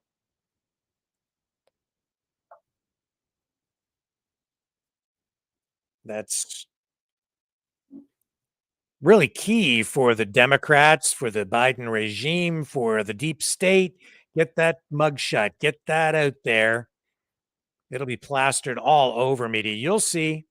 You'll see. That'll be used for thumbnails. It'll be plastered on the front pages of all the major newspapers. You look at the front page of the New York Times tomorrow morning. Oh, you won't have to wait. Just go to their website if you have a subscription, which I do not. And I guarantee you that mugshot will be plastered on their main page. It'll be their lead story. Get that mugshot out. Let's try and embarrass him to paint him in the public eye as a criminal, to strip him of the honor of having been the president and serving the public in that way.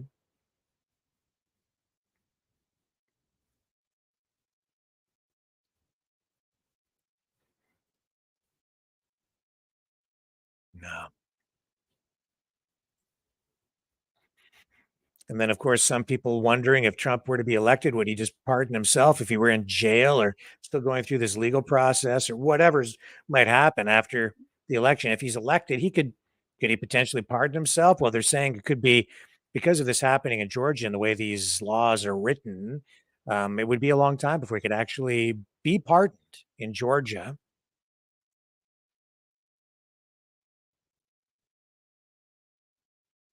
And then I don't know what you guys think about the idea that Dan Bongino floated out there where he was like, don't post bail. Let them throw you in the slammer for at least a while and hold protests outside the jail. Obviously, the idea being to,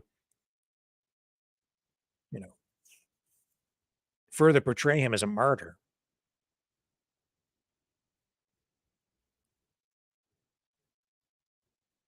And, he's still entitled to his Secret Service protection. And that means they have to treat him differently as they process him tonight.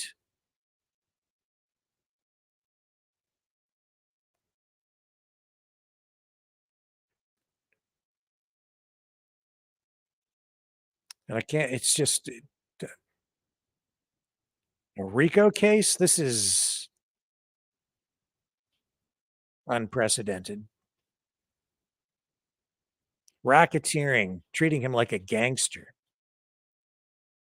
And the people associated with him, 19 others. And, a lot of those people, he doesn't even really have much contact with them aside from, say, Rudy Giuliani. A lot of the others involved, not a lot of direct contact anymore. And the prosecution obviously hoping that as this process evolves,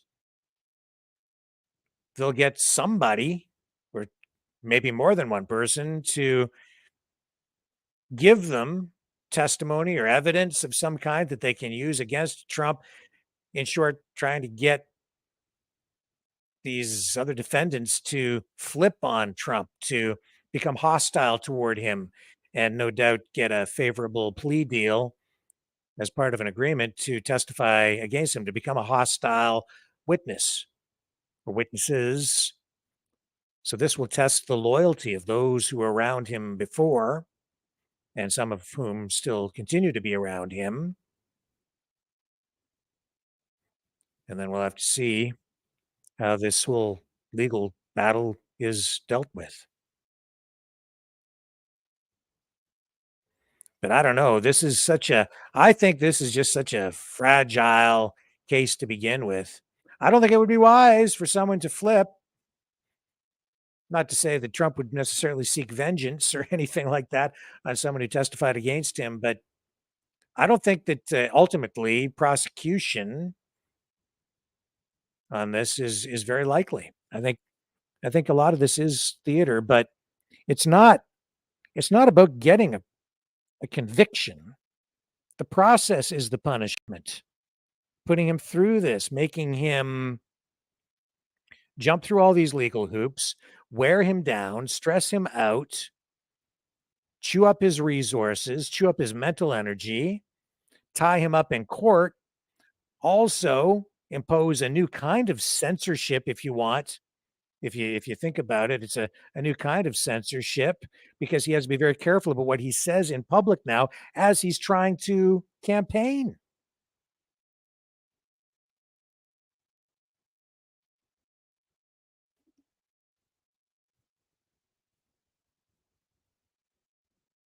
Because there are restrictions that are going to be imposed on him. And even just because he's now part of this legal process, he can't just go out and say whatever he wants, because anything he says can and will be used him in a court of law.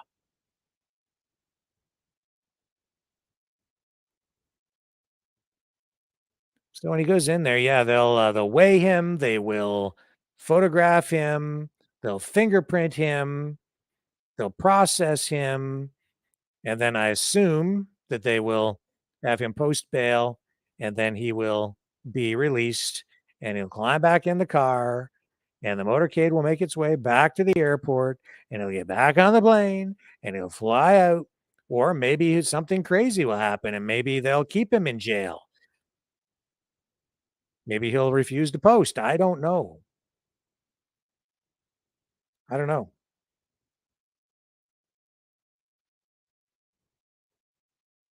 Yeah, so you're going to see that mugshot's going to be everywhere. People are going to use that mugshot for all kinds of crazy things, man.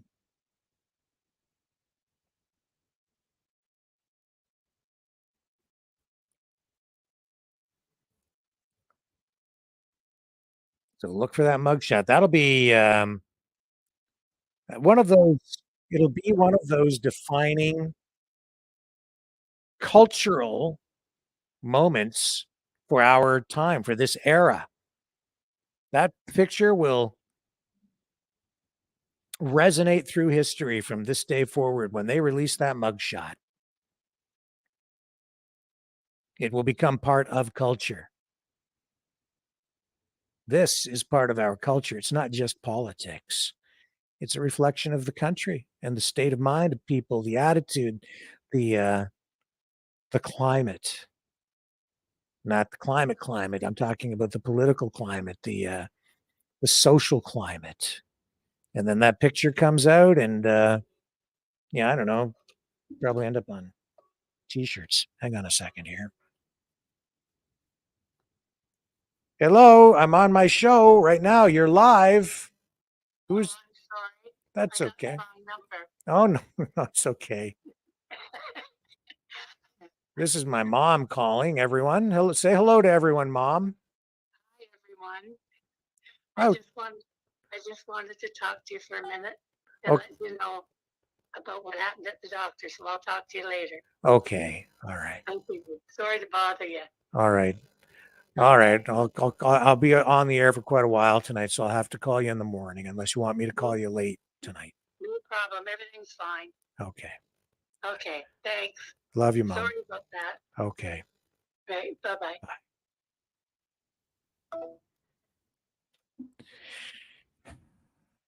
Healthcare system. She's still waiting for her operation. Healthcare system. OHIP, Ontario Health Insurance Plan, in action. Oh my God. We'll try to keep a positive attitude. That's not news, but it is. And that's definitely reality.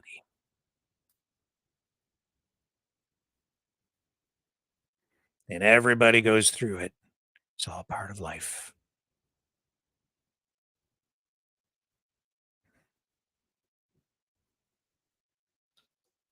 Hopefully we can keep our system together, at least to a degree where we're able to continue to provide help to people who need it.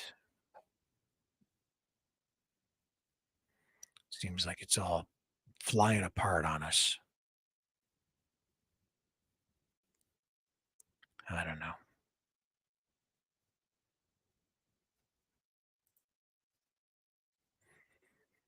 Yeah, 19 others charged alongside Trump. And we're just waiting for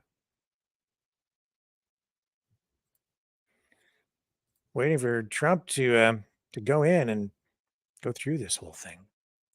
I'm going to check in on some other sources here. See where we're at with all of this.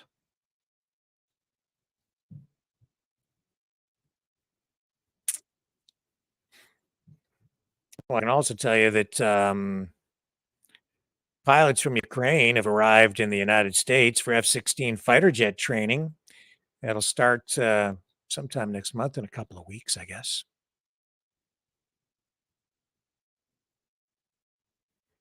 The Pentagon has confirmed that.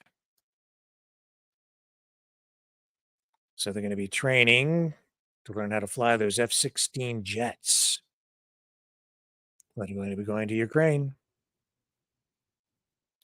Training in the U.S. is expected to run alongside a program led by Denmark and the Netherlands in Europe. The Pentagon said last week that it was going to host a training in the U.S. if capacity was met in Europe. And then now officials have decided that it's faster just to go ahead and do the training in the United States. So that's what's going on.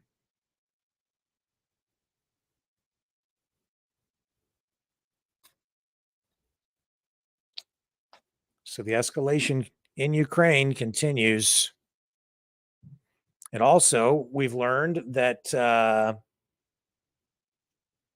Nicaragua has given the green light to the creation and construction of Russian military bases in that country. And it looks like they could be stationing cruise missiles in Nicaragua. They are certainly able to hit the United States with such missiles from Nicaragua. Mainstream media not talking about this at all.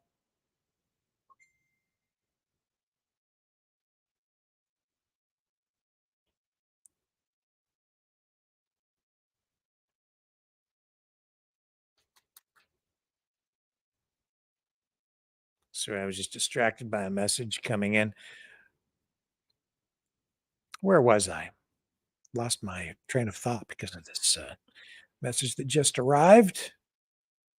Oh, yes, Nicaragua.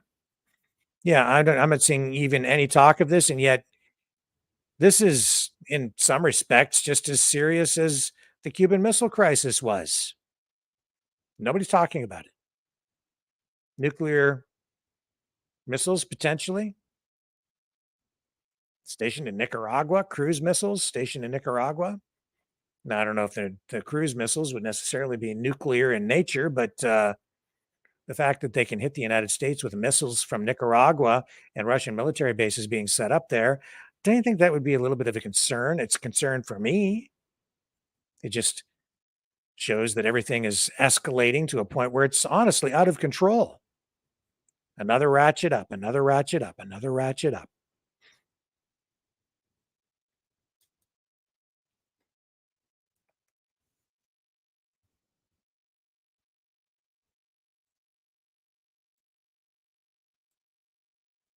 Yeah.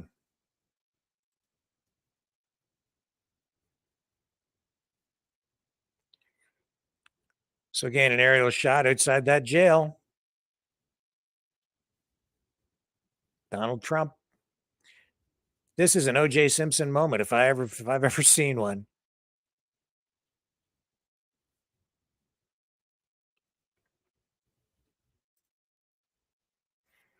ABC, CBS, The Independent.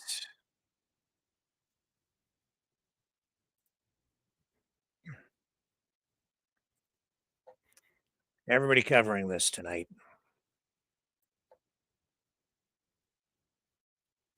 So apparently he has now been booked and released.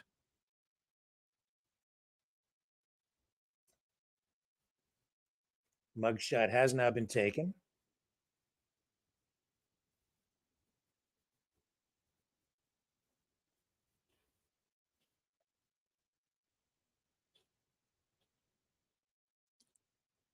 So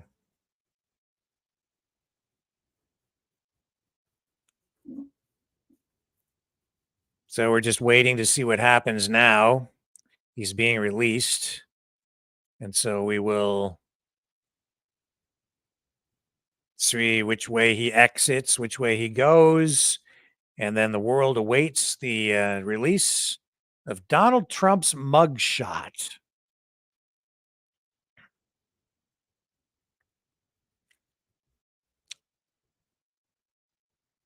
Yeah.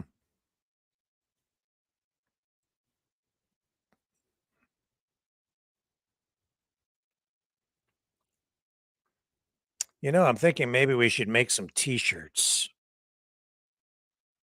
Yeah, make some t-shirts with the Donald Trump mugshot on it, and we'll say free Trump. Who wants a t-shirt? Anybody want a Donald Trump t-shirt? It says free Trump with his mugshot on it.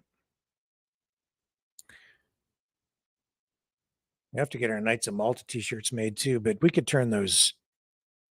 We could definitely get those free Trump t-shirts done up pretty quick. And the motorcade's leaving. Wow.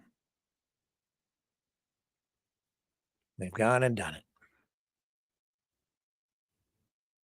So demonstrations, you know, have been taking place in the area around the jail, people protesting.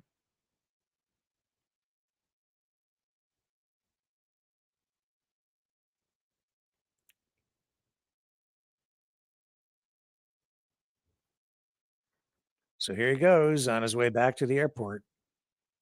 He'll be going back to Bedminster, New Jersey.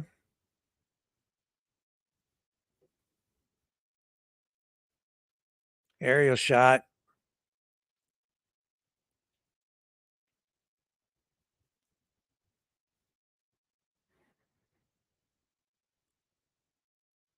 And what do you guys think? Let's go into the chat. David says he has a Russia flag t-shirt. Hmm.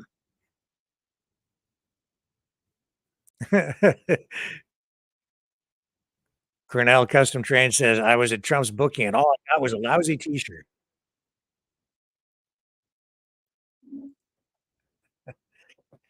So there you are. Donald Trump released at 7:56 p.m. Eastern Standard Time on this 24th day of August, 2023.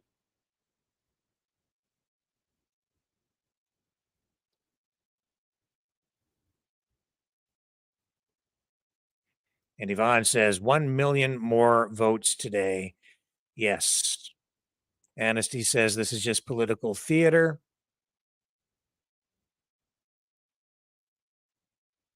Rise says it's a travesty. Yep.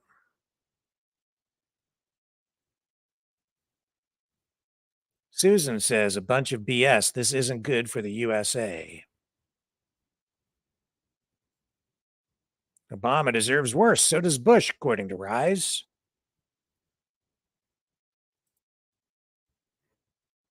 R563 says, I'm an accelerationist. I almost hope they do lock him up. Not that I think he's guilty of anything. Okay. Choosy says that cop with the khaki pants is planning on going fishing after. It's funny. 20 police on motorcycles flashing blue lights. Very pretty, says John.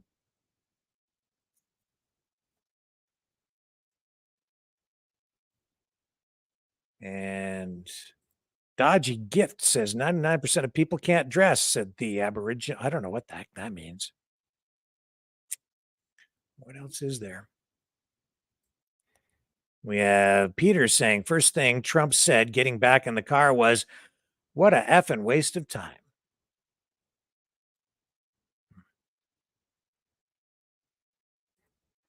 And Vicky says, sad day for real democracy. Yep. Let's see what we've got over here.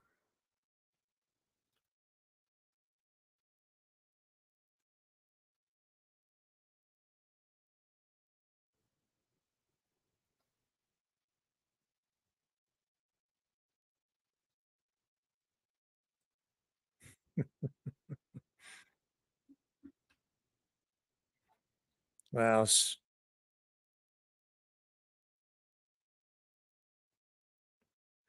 some people still have a sense of humor. There's some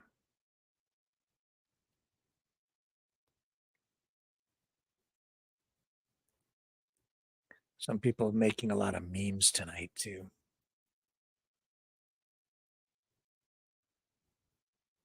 Yeah.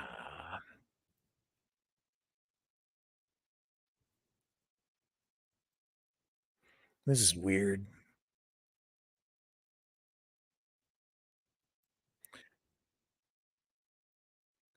I'm going to show you a clip here of some of the protests and supporters outside the jail here. Okay, let's just pull out of this for a moment. So he's on his way back. We'll come back to this shot in a minute. Just going to share this clip with you. There we go. Here we go.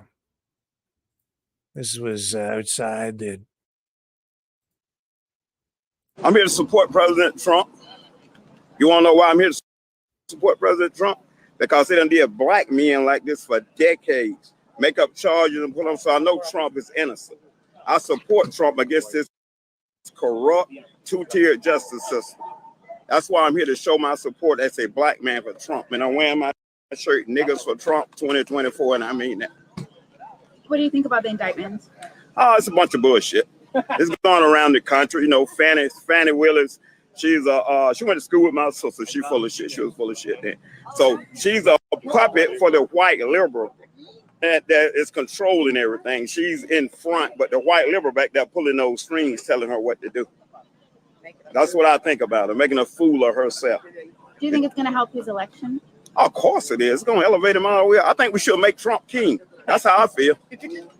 We should make him king. Wouldn't that be like kind of like communistic? No, that's nowhere near communist. Now we're just gonna make him king, but we still got our freedoms and rights and everything. He for that. Yeah, Trump for King 2024. That's actually my URL. I own that URL. You own that URL? Can I get your name? Really? Oh, my name is Niggas for Trump 2024. I can't Derek write that. Gibson, a That's former my nigga. former I can't write that on candidate. Twitter. I'm a former candidate for New York State Governor. Derek Gibson, look me up. Nigga, I live up to it too, boy. I can scrap too, but I can get down, boy.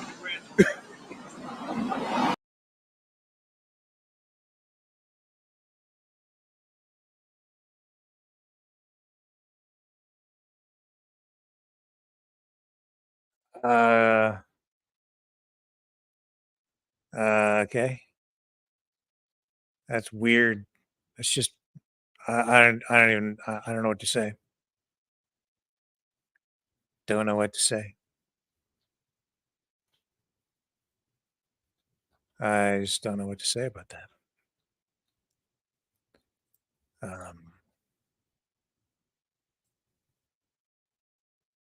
Weird. Wow. Okay, hang on a second. Let's just take a quick break. I'm going to come back. We'll go back to more live coverage of this when we return. Just need just a moment. Hang on. I'll be right back.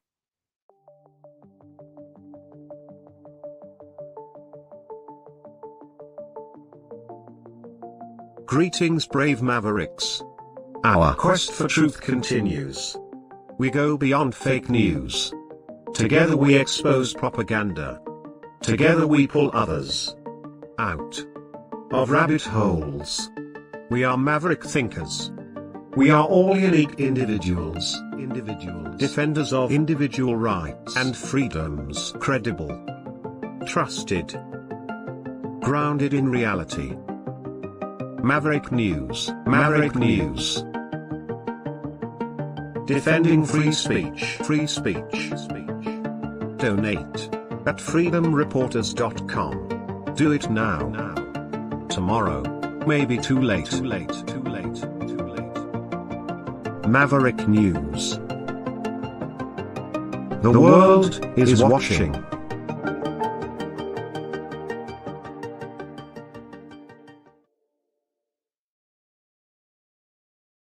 Okay, so Marjorie Taylor Greene has been out there supporting Trump, joining the other MAGA supporters. We'll show you what's going on there. There we go.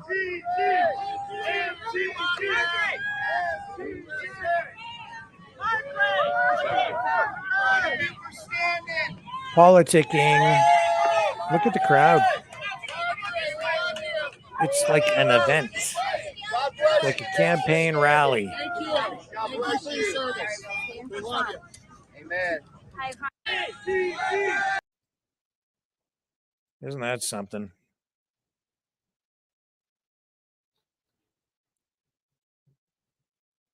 Yeah. Have to be careful what we say here, too. Let's see what Rachel Maddow had to say about this. Here we go. Get a little mainstream. We believe that this media process may be perspective on coming this. to a close. Oh, Again, what we've just seen is that we have seen Trump's motorcade has arrived at the Fulton County Jail. We had confirmation that he had entered the Fulton County Jail, that he was arrested and was in custody. We now have confirmation that he has been released. So this is a brief period of custody.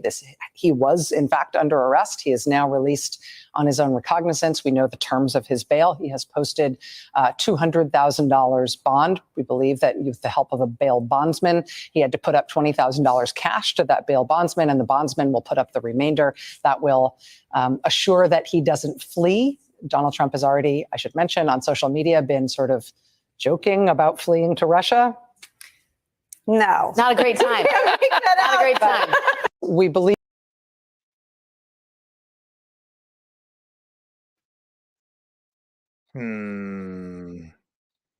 I don't know if it's wise for me to joke about stuff like that, man.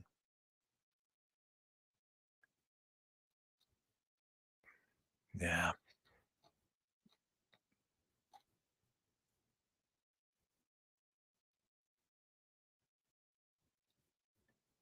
Yeah. This is definitely a moment that people will remember. Mugshot. Do we have that mugshot yet?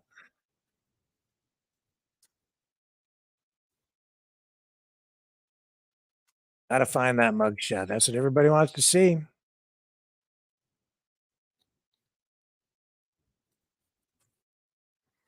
Let's. I don't think it's been released yet,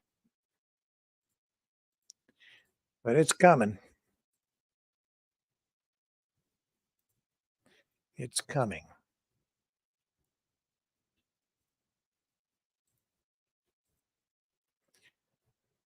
Okay, let me get this feedback. See if we can get a feed. Here we go.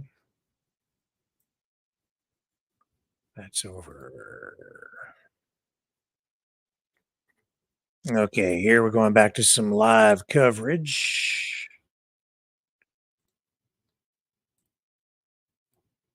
Hang on. We'll recue this so that we get the refreshed live feed coming.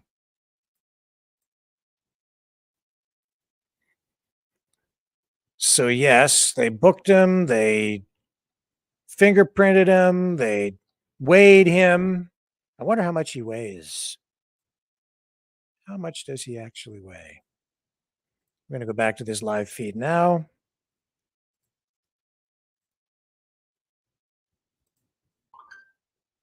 There we go.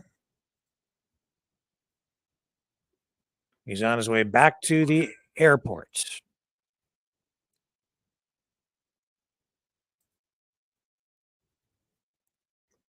So $200,000 bail, $20,000 cash. And I'm sorry that I subjected you to Rachel Maddow. I do apologize.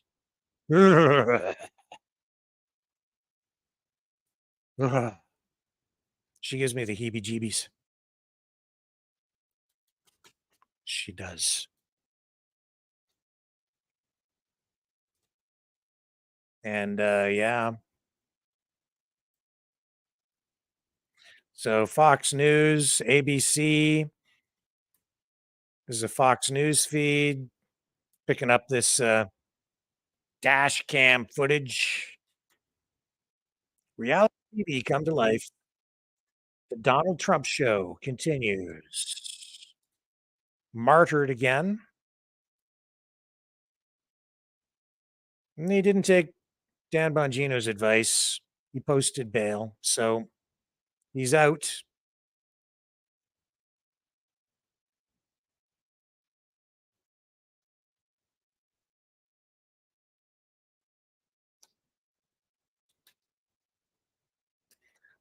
All right, let's go to the phones. How about that?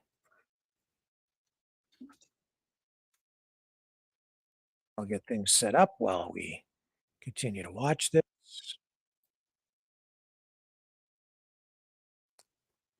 Get ready to call in. Let me put the graphic up so you know what number to call. I'll also remind you that if you'd like to support the show, you can do that by donating. Oops. At freedomreporters.com or at maverickdonations.com. Please like, share, and subscribe. Subscribe on Rumble, please. We are firing on YouTube, Facebook, and everything. If you call in tonight, please do not talk about election integrity.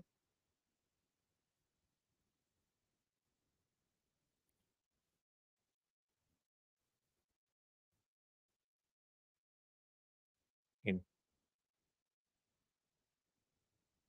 freedomreporters.com. We'll go to the phones in a moment.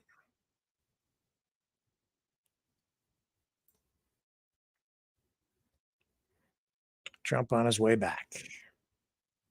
Now, 8:12 p.m. as he's arriving at the airport.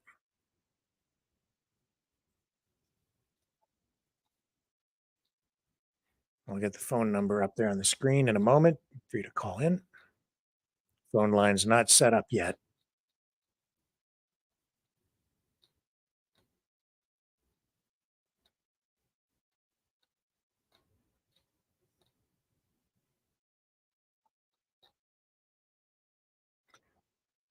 And this is history. It's culture.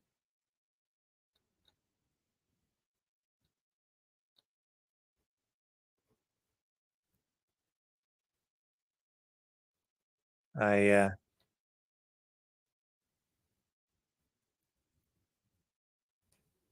don't know how this is going to affect his campaign. You'll have to be careful, more careful about what he says. It is a way of putting a muzzle on him. Maybe not a complete muzzle, but a muzzle nonetheless.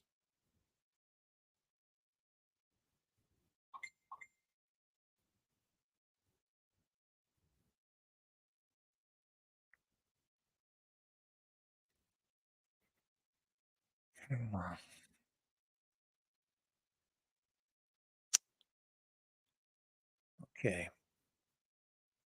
And let's get the phone number.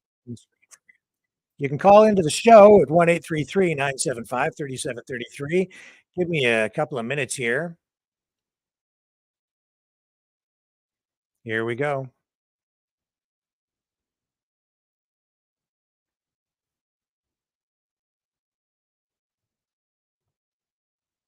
Pool feed coming out.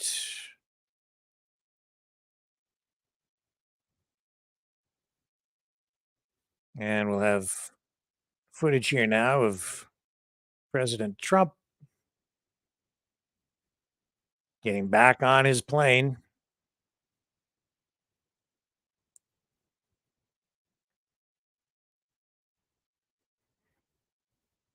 And again, still the mainstream media, from all the coverage I'm seeing, not really addressing adequately the impact this is going to have on the political climate and the way this is going to inflame things even more.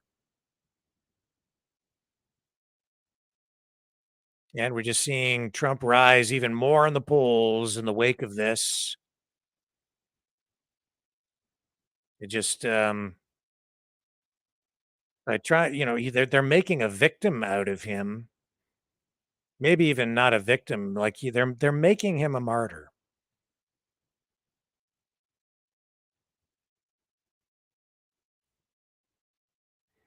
And Trump shaking up his legal team again today as he deals with this situation in Georgia.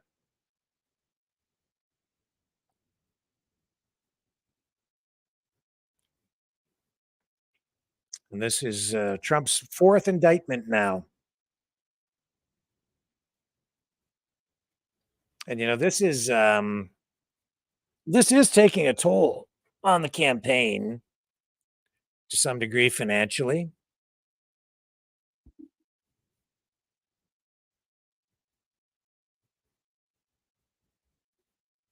And I think it's a big distraction for Trump too. The other unfortunate thing that comes with this is that we spend a lot of time talking about Trump, and all of this drama at a time when the nation really needs to be focused on other issues. It's the economy, it's this war in Ukraine, social issues, artificial intelligence, healthcare, education. You can go down the list. So many things that people really need to be focused on. And here's Trump. Here he is.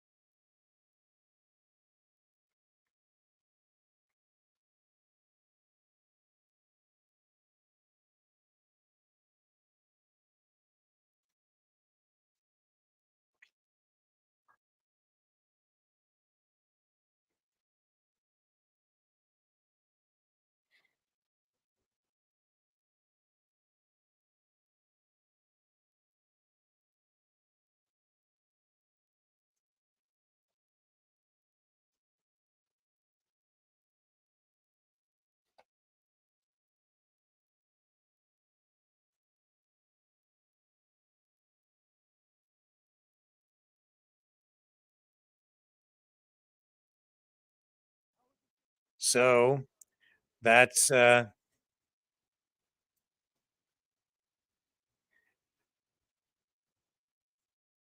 Trump repeating his messaging. And I don't know why you couldn't hear that audio, folks. But basically, he was, during his little address there, he was saying that, the election was STO something. And he says he did nothing wrong. You've heard him say exactly those words many times before.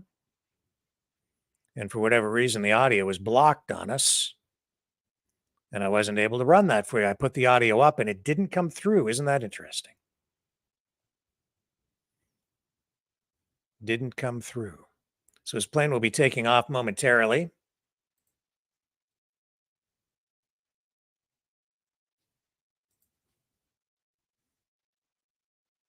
(8:19 p.m. Eastern Standard Time).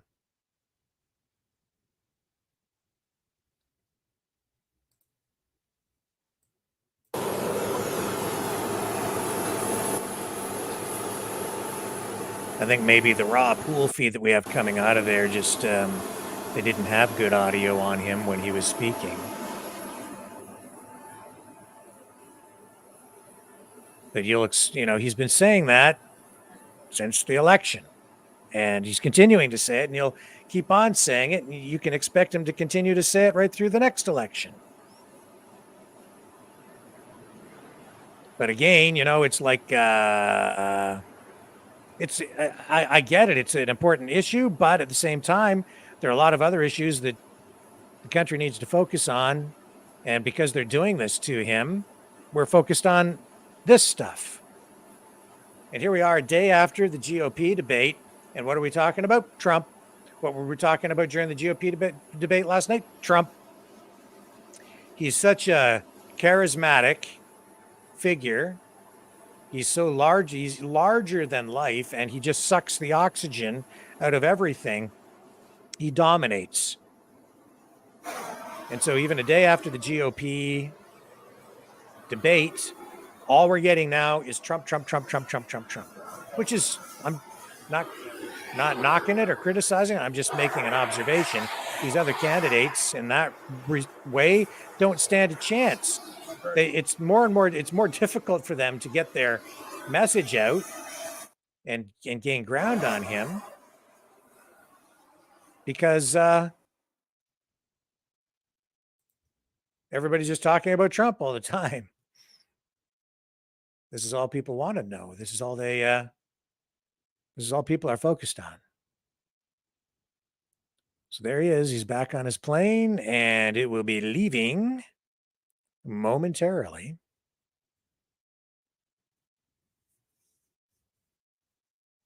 Man.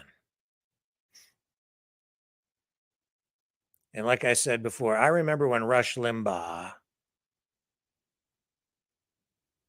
was in full swing back in the day, when Trump was elected in 2016, and then the attacks really ramped up after he was actually elected. And Rush Limbaugh saying, imagine what this presidency could have been.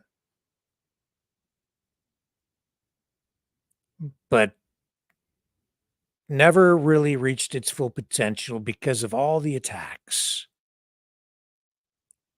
levied against him. At least that's the way it seemed. Different people have a different perspective on all of this, of course. Just ask my daughter. Just ask my daughter.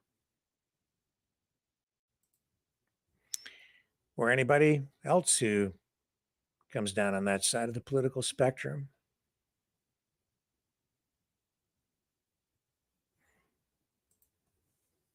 Anyway, I'm glad my daughter didn't get upset with me for calling and putting her on the show like that. I don't know. With all the crap going on in the world today, including this, I think it's important to stay grounded and stay focused on the things that are important, truly important in life. And stay real, like that's real stuff. I don't even know if this is real, to be quite honest with you. I mean, I know the plane is real and I know the video we're watching is real, but is all this drama actually real? Will this actually lead to anything? Will this lead to exoneration or will it lead to a conviction? Would they actually throw him in jail and keep him there? And here he is joking, I guess, about escaping to Russia. He's not going to do that. Is this just political theater? Or is it something real? Is it just made for prime time?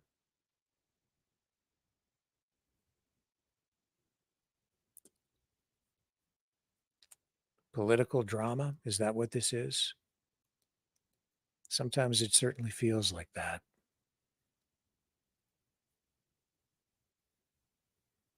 I have no idea. I don't know. I really just don't know.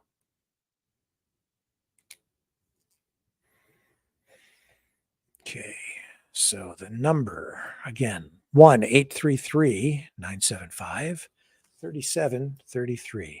Take a break. When we come back, Donald Trump will fly away and we will go to the phones. How does that sound? Okay. Let me give you the number to call. Here it is.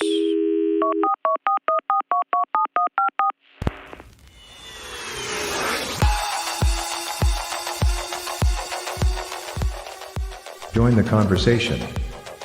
Call 1-833-975-3733. That's 1-833-975-FREE. Speak up. Speak out. Make your voice heard. Maverick News. Fighting for freedom by defending your right to free speech. Be a Maverick. Join us.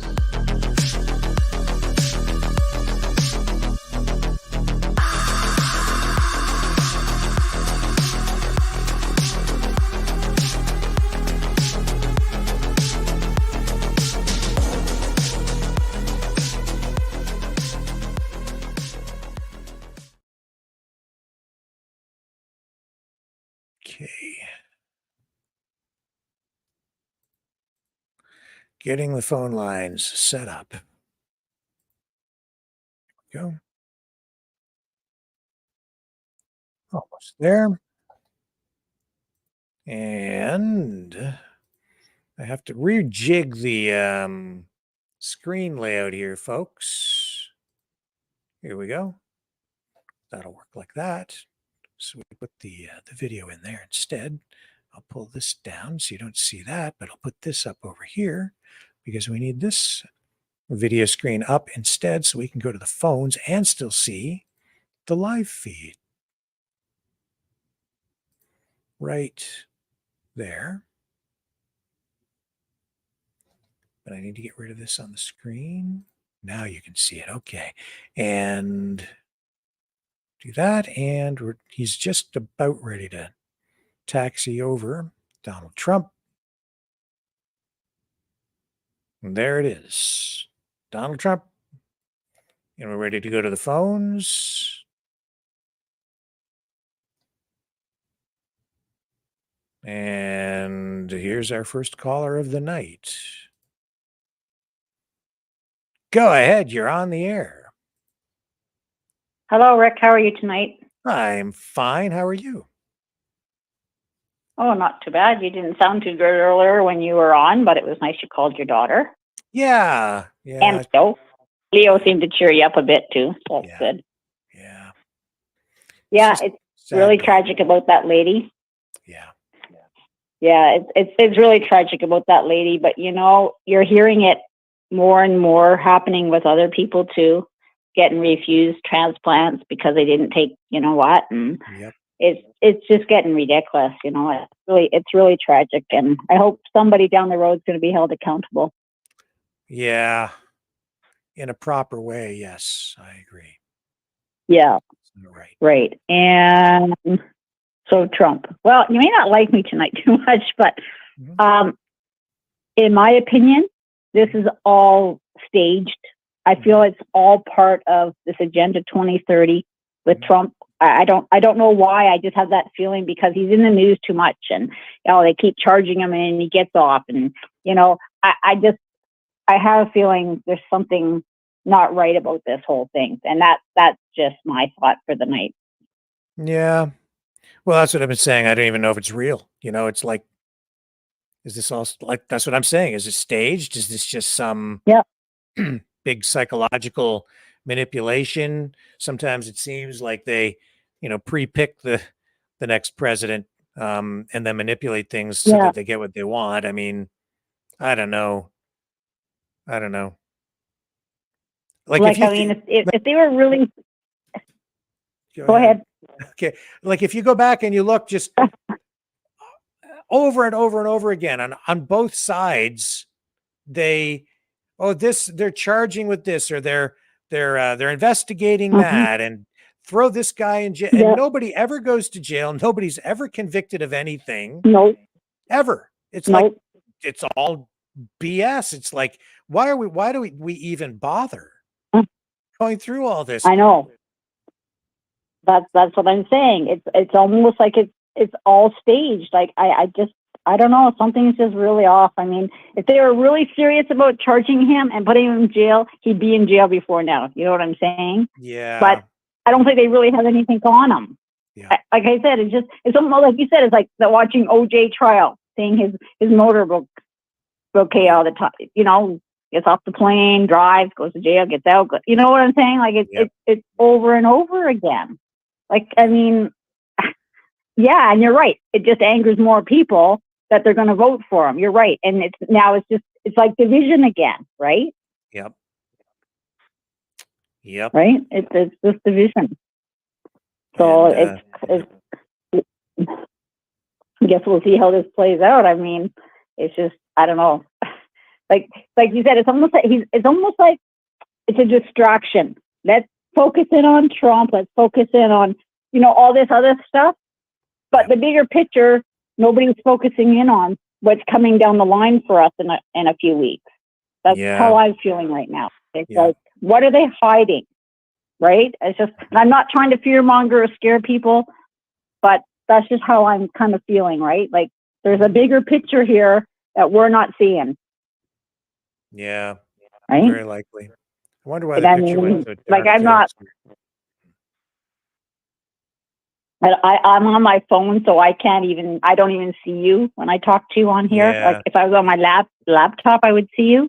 Yeah. So I don't know what kind of faces you're making at me when I'm calling in on you. Yeah. But anybody he's making faces, you let me know. Okay. So no. What's going on with those wildfires out in your neck of the woods? Any smoke in the air? Well, they're still burning, but I seen this video last night, and it's very disturbing because I guess near Salmon Arm and all that area, there's in the shoe shop area, I guess there's road blockades. The police don't want people going in there because, as you know, they're taking fire hoses. They're trying to put out their own fires, and you know what I'm saying? They're doing things that they're not supposed to do. Well, because this video I saw it was like a convoy came up in front of the police, and all they did was argue with the police, saying that we have a right to go up there, and the police are saying, no, you don't. And so what's happening now is it's being encouraged, by the sounds of it to me, is let's all form these convoys, let's all drive around until we get to these police blockades, and then there's going to be more of us than the police, and they're going to let us through. That was the video I saw last night. Very disturbing. Yeah, we actually did run video of the confrontation, or at least a confrontation there. And I'm seeing tonight that, well, it's not good because firefighting crews have been pulled from that area because of those conflicts. So the firefighters have been told, get out. it's not safe for you. They're not just because of the wildfires, but because of the people who are confronting them. Yeah. Exactly. And I don't know about you, but I've never seen this kind of behavior with people in a wildfire before. If you're told to evacuate, there's a reason they're telling you to evacuate, and they want you to be safe, right? Yep. Unfortunately, not every home can be saved. It's just the nature of how the fire burns. Okay. Like you said, you could be putting your own house out and the fire can come up behind you out of nowhere. So, they don't have time to be going and rescuing people. Yep. Right. And like you said, so now more homes, unfortunately, could end up burning because if the firefighters are being pulled out. See, I haven't heard that yet tonight. I guess I'll hear, now they're fearing for their safety. And it's like, how much longer are the police going to put up with this? Like, seriously, like this is getting really out of hand. And you know what? It makes it look really bad for the freedom groups. Yes. The ones that actually want our freedom. And that's just my opinion. Like, it's just, it's aggravating to say the least. It's aggravating. And it's really starting to piss me off. Like, I mean, I'm a pretty tolerant person and I can take a lot, but this is getting a bit, and you can understand with the fire is how I feel. Right. And it's like, this is, you're going to overtake the police by having all these convoys. Really? It's like, I don't know what's in people's heads. I honestly don't. Yes, I know that the BC Wildfire Service did post online saying they were pulling the firefighting personnel out of there. I'm just seeing if I can find that particular post. But anyway, they did. Okay. And okay. Well, what else can I tell you about it? So they're withdrawing the firefighting personnel, and they were referencing an organized effort to get around the RCMP's roadblock on Highway 1. And that's the reason they did that. And I think there have been reports, too, of some local residents actually stealing firefighting equipment, which has been a problem. Yep, I've heard that. Yeah, that's quite a problem from what I'm hearing out here. Yep. And then last night during the whole thing, we what was I going to say? There was a guy who came, and I don't know his name, but he was trying to explain to the crowd, the people who had gathered there, that the local officials were actually making a concession. If people wanted to go in and wanted to participate and help to fight the fires, all they had to do was take this little online course, and they would put them to work. They'd hire them and let them go in and assist. And they would properly equip them and give them the equipment they needed, and they could get involved and actually help. And the people who were there weren't really hearing that or listening to it as I was running that video. And they were just bound and determined that they were going to present them with these papers they had brought along with them to show them that their blockade, the police blocking the road, was illegal, and they wanted to go through, but they never did. It wasn't successful. They never got through. But this was not productive. It was not a good situation. No, it's not. And it's just like, this is going to keep going on and on and on. Like, I don't know. But like you said, if you're willing to offer people a little course and people want to do that, that's great. But I bet you those people that were even standing there don't even have homes up in that area. Yeah, in fact, that was part of the thing. It was like they weren't even from there. They were saying they were trying to take water and other provisions to homeowners up the road. But the cops were saying, well, the road's blocked and you can't go through. So I don't know what was up the road. I don't know if there was, obviously the cops seemed to think it wasn't safe. So you can't go up there. If you want to help fight the fires, go take this online course. And there was just some resident who was there trying to convey that information, and they were shouting him down. And he was saying, all you have to do is go take this course. sounded like something you could maybe even do on your phone. And then you get this little certificate, and then that at least gives you some basic level of training. And then they would give you equipment and assign you, and you'd go in a coordinated, planned, safe way, I guess, to assist. But exactly. anyway, that's not what they didn't want to hear that. Yeah. And I understand people are emotional, upset. Yeah, of course they are. But you know what? I mean, just things, unfortunately, like I said, homes aren't going to get lost. That's how the nature of the fire goes. You know, you can be watering down hoses and the next house could go. You know, it's just, you don't know with wildfires. They create their own wind and their own little storm, and they're going to do what they're going to do. Yeah. And it depends on the winds and the condition of the day and everything like that. I mean, sometimes the firefighters actually have to step back because it's getting too intense for them to even try to fight the fires. Yep. Like when I was talking to you there about that fire that I went through, the fire department actually had to step back at one point when that building pieces started coming off that building, because they knew it was going to collapse, right? So it was like they need to get away, and they couldn't even enter the building. When they first got there, they couldn't even enter the building anyways because of the severity of it. So, you know, they're trained for that, right? So that people don't get killed, right? Exactly. So yeah. So anyways, I just didn't know if you had seen that video. I did watch some of you last night, and then it was so weird. Were you on really, really late last night? Oh yeah. I was on for 7.5 hours straight. Okay, because I went onto your feed later in the evening because I had missed a little bit, like my neighbor had come to the door. So I had missed like a little bit of what you were saying. So I thought I would go back and listen to it. And I'm going, well, that's like, it has to be like 1 o'clock in the morning. I was thinking there was something wrong with the feed, right? I'm going, oh, this can't be right. He still wouldn't be online at this time. I guess sure. Yeah, I was on late. Anyways, I did get to finish watching you. Yeah. Oh, wow. Okay, well, I'll let you go for your next caller, but that's just my thoughts. I just feel like it's all staged. Yeah. What's going on with Trump? Just to distract us, and he's going to get off every time, anyways. Let's face it. I mean, you can kind of see where it's going to go, and like you said, the more people get pissed off, the more are going to vote for him, right? Yep. So I think that's true. All right, Rick. You have a good evening, and I hope you feel better. Thank you, Chris. Emotionally. Okay, bye-bye. Okay, bye-bye. Thanks. Okay, let's take a brief break. You can call in at 1-833-975-3733 and join the conversation tonight.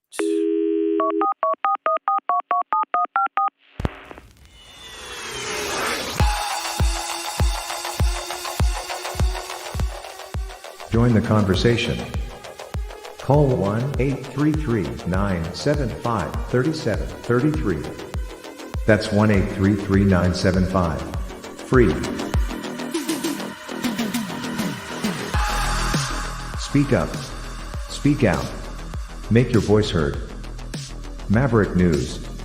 Fighting for freedom by defending your right to free speech. Be a Maverick. Join us.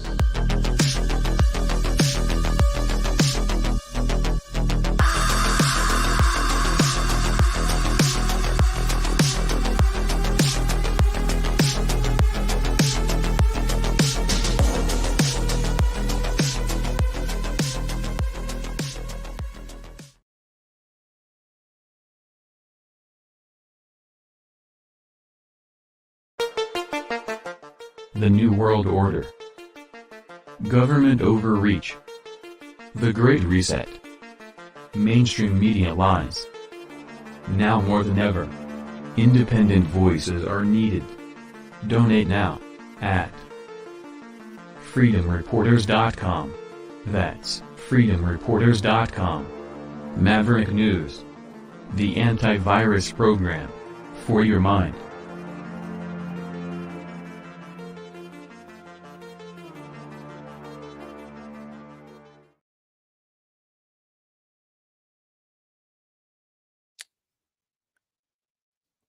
Come on, there we are. Okay, so I'm back. And here's the release from RCMP in that area regarding, before we go back to the phones, regarding that confrontation, which is kind of an interesting thing. I'll bring this up so you can see what I'm talking about.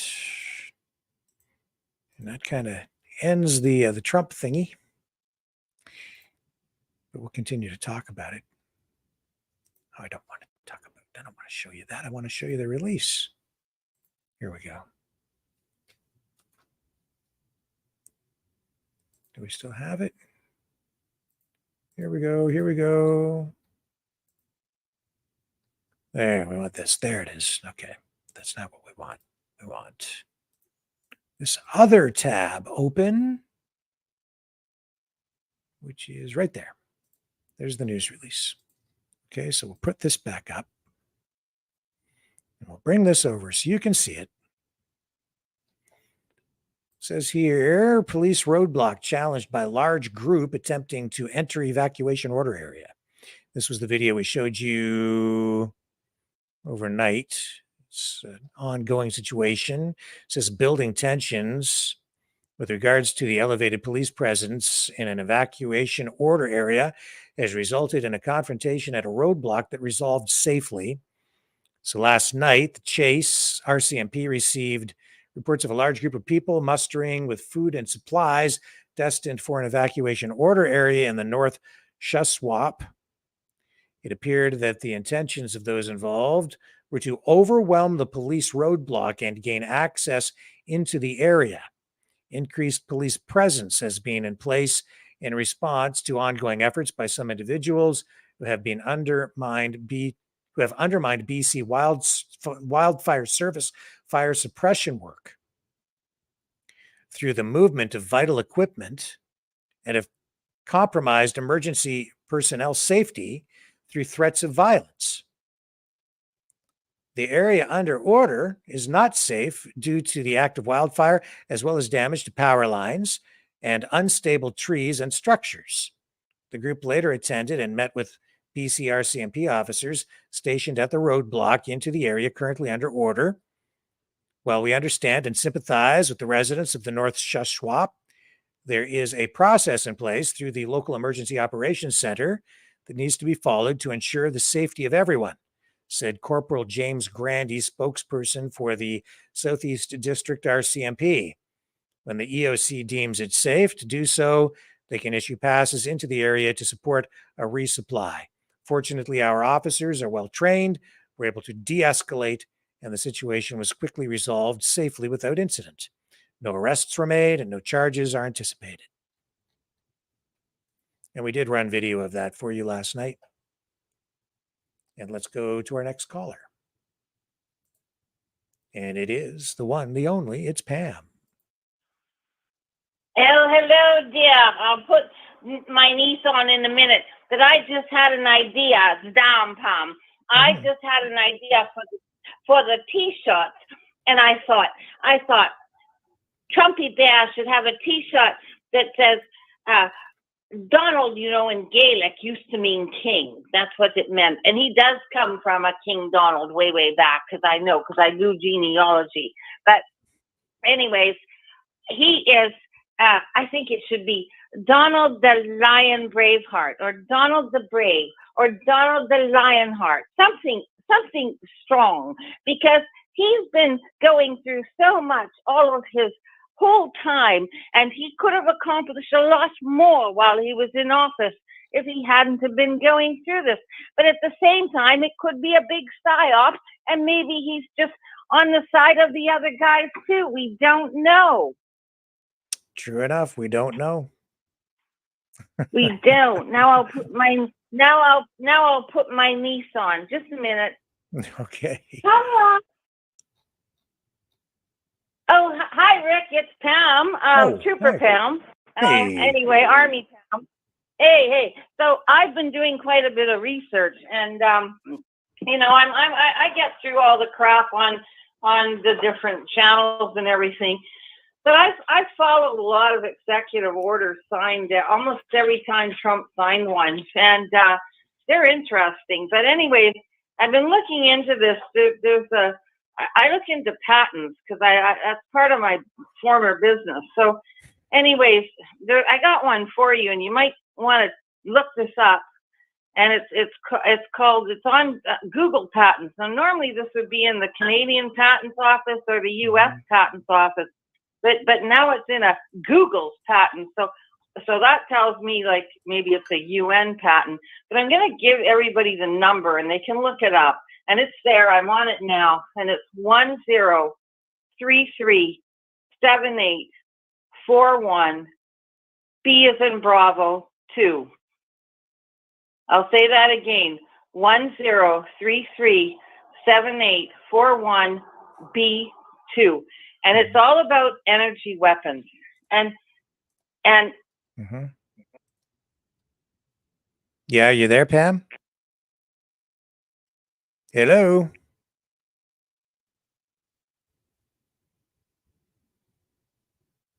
I don't know what happened to Pam. Pam? You can call in, folks, at 1-833-975-3733. Maybe Pam will call back. It's getting up at 8:49, getting close to the end of the night. If you want to call in, 1-833-975-3733. We lost our phones there. Give me a sec and we'll rejig things and see if we can get things cranked back up here. Just give me a moment.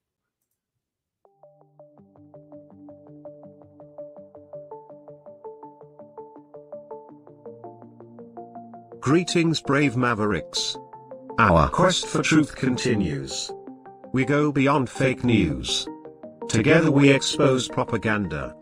Together we pull others out of rabbit holes. We are maverick thinkers. We are all unique individuals. Defenders of individual rights and freedoms. Credible. Trusted. Grounded in reality.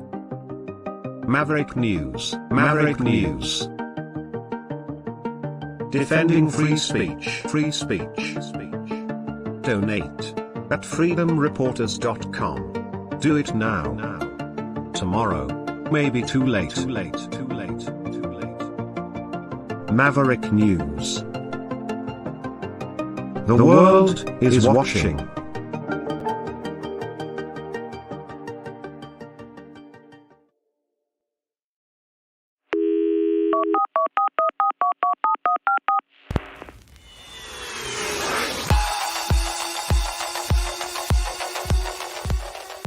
Join the conversation. Call 1-833-975-3733. That's 1-833-975-FREE. Speak up. Speak out. Make your voice heard. Maverick News. Fighting for freedom by defending your right to free speech. Be a Maverick. Join us.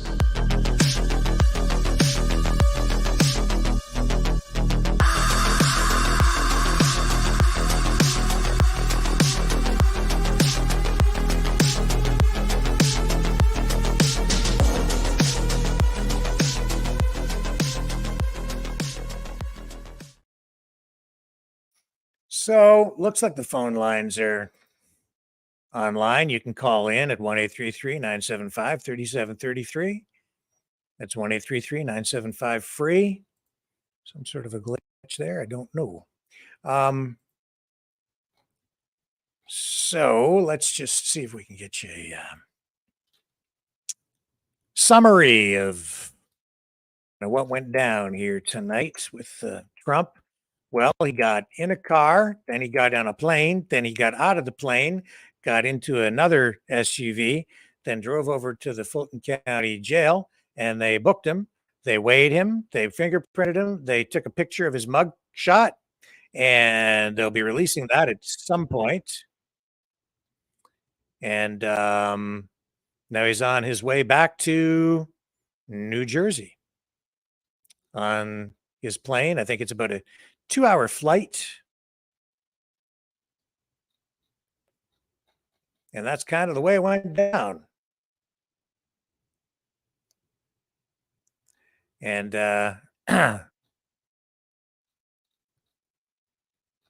That's the deal. That's the deal. And he was joking on Twitter apparently about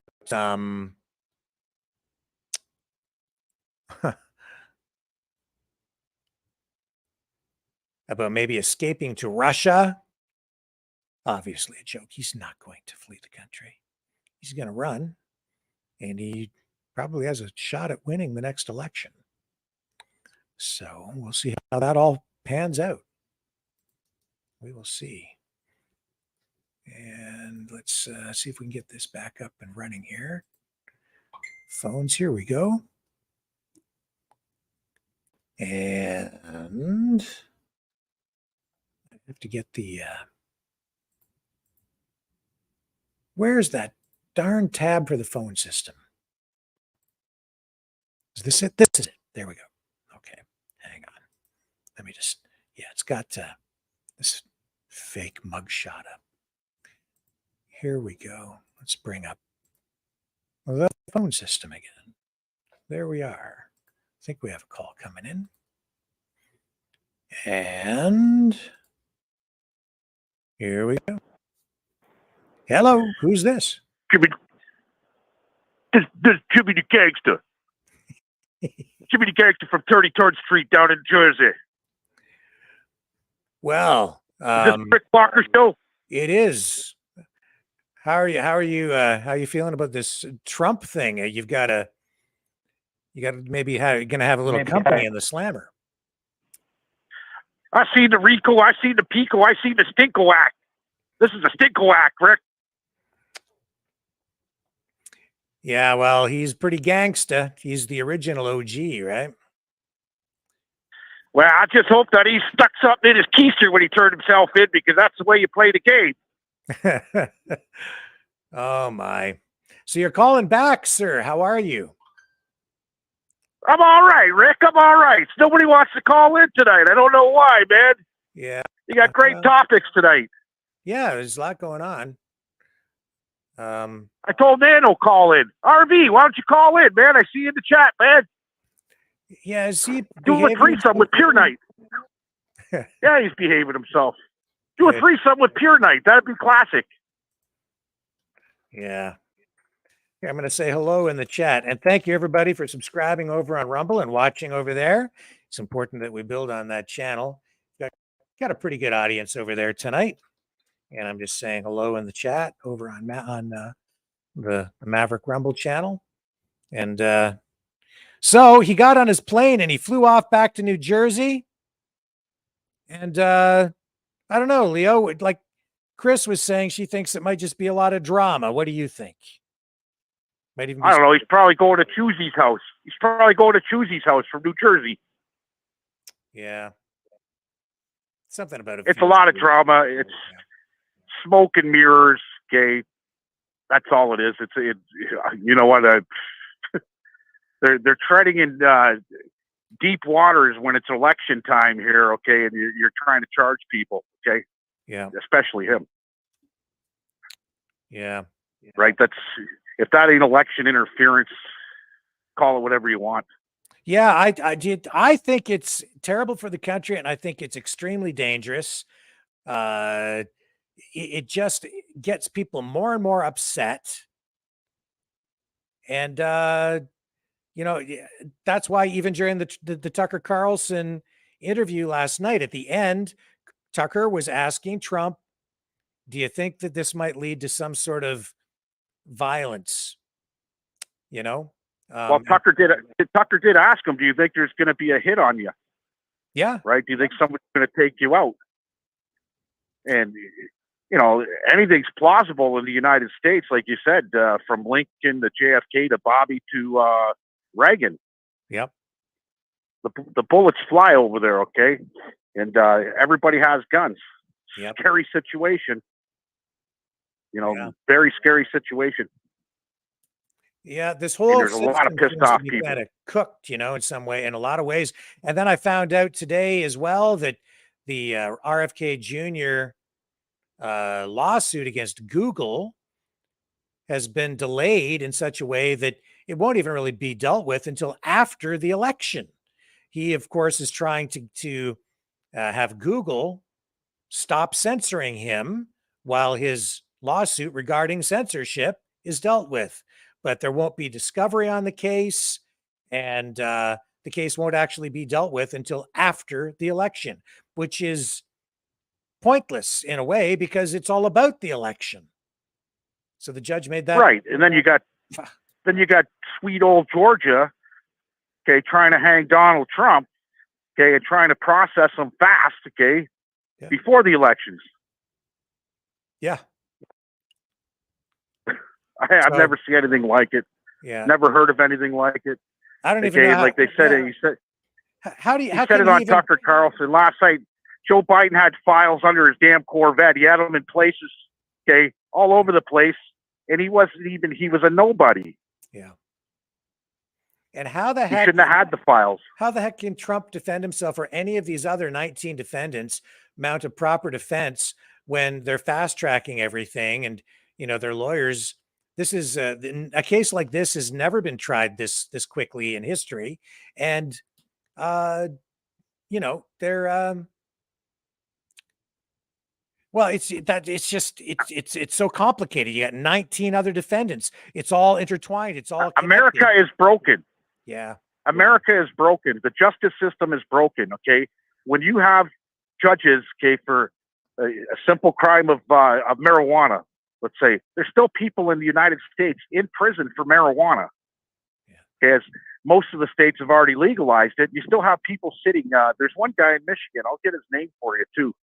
They gave him 25 years in prison for marijuana. Now, what they do is they get people to flip. They have a 98% conviction rate in the United States. And the reason why, okay, is because they get people to flip and take deals. Mm-hmm. So the deals count as a win for the prosecution. Yep. This is how they win in the United States. It's all about making a deal with the devil for some. And people that don't take the deal, they wind up getting basketball score prison sentences. Mm-hmm. It's not. It's easy for judges to say, "Hey, you're 100 years in jail," and they do it all the time. Yeah. And you find out a lot of times they're incorrect. There's people sitting in prison that shouldn't be in prison because they didn't take the deal. They'll come at you, okay, with an 8-year sentence. If you don't take the deal, this is what could happen. Even though you didn't commit the crime, this is what's going to happen. You don't take the deal, you're getting 80 years, 10 times the amount. So obviously the guy, even though he didn't do the crime, he don't want to risk taking 80 years of his goddamn life because that's the end of his life and he goes to jail. So he takes the 8-year deal. And he never committed a crime. Yeah, things are broken. And it's broken over here too. Yeah. Don't kid yourself. Yeah. Right? It's broken. So it is what it is. Do you have another caller yet? No, but it's 9:00 and it's about time to wrap up. I was on for 7.5 hours yesterday and I am bagged. So you're the marathon man. Rick, you're the marathon man. And thank you again, Leo, for joining the show last night and for calling in twice tonight and keeping us entertained. Get the double header from the mouth. Okay. Thank you, sir. Good night, guys. I appreciate it. Okay, folks, and we are going to wrap up for the night. It is now just after 9 p.m. Oh, hang on a second here. I do see a call. Let's get John on here before we go. Hello, Hi, John. How are you, man? Good. How are you? I'm okay. What are you thinking tonight? Yeah. Getting sick of this politics crap. It's like Trump. He's like, reminds me of our cartoon character, Yeah. It is. The guy, everything's an act. It's all about him. Everything's about him, He can destroy everything and he's the best. He's the best. I just, I don't like this patting himself on the back so much, Like, come on, man. give yourself a break. You know, you gotta. I like people who admit they're wrong at times. And when they're wrong, I admit when I'm wrong. I admit I'm wrong, right? Yeah. But not him. Not him. He's never wrong. Always right. But sick makes me sick. Same with Trudeau. Makes me. Did you see him last night crying? People are complaining that it's really tough out there, and the inflation's hurting them, and they're having a real tough time. And he says, "Oh, I feel it too. I'm having a tough time. You know, I'm really hurting. I'm depressed. I'm hurting. I'm having a real tough time." He says. Oh, "Oh yeah, chauffeur driven, vacation once a month, nannies. You know, the guy gets free food. You know, like tough time my ass. He's having a tough time because he's gonna lose." yeah. Another actor. He's an actor. You know, just like Trump, an actor. There is These a theme guys, there, you isn't gotta- there? Think about that for a minute. Huh? You've got Zelensky was an actor, Trump's an actor, Another one. Trudeau's an Yeah. actor. It's making me sick. All these politicians. Ronald Reagan was an I'm actor. serious. Yeah. Yeah, making me sick. You know, we can't have a good, honest. Well, this has gone on forever. You know, like if you look back into times, they're all dishonest thieves. You know. Yeah. Yeah. They don't care. They'll say anything to get in, like Chow, anything to say. You know, another thief. You know. Olivia Chow, the new She mayor of she Toronto. wants to. Oh fuck! She makes me sick too. Like trying to tax sales tax in Toronto, but everybody's fighting her about it. You know, you know, it's parking levies, property tax. She's so hard up for money, and then today you watch protesters on news. All these black from Africa, I don't know, they're all coming here in droves, eh? And they want housing. As soon as they get here, they want welfare check. They want housing. They want to be treated like, you know what I mean? Like Yeah. they're all coming here. Do you have that problem where you live? You have refugees protest? Well, you know, it's interesting. They have what we get here is they export homeless people from Toronto and send them down here. They actually Yeah, they really really? do. They do. They'll actually buy them tickets on a train and put them on, and then they ship them down here. And yes, they end up in our community. And So you have that problem too? yeah, you know, when I first moved here about, I don't know, 15 years ago or so, no, I never saw a homeless person on the streets. But today, Yeah. we've got a problem with it. You have it's everywhere then, eh? You're right. My friend says, someone said a homer. Yeah, my friend, he lives in Peterborough. Same thing. He says he's never seen homeless problem, and now it's out of control. Another friend in Guelph, another friend in Cambridge. Like they're everywhere. It's like they're taking over. It's like our borders are open for everybody. Yeah. You know, like we need someone to come in and slow this down. Yeah. It's killing the economy. I don't know. We're screwed, Rick. That's why I don't give a shit anymore. We're screwed. You know. Yeah. It's not just what's going on in Russia there, but it's our own politics. I don't know what these people are thinking. Well, even people who have like- recently moved here, new Canadians, they see it too. Yeah.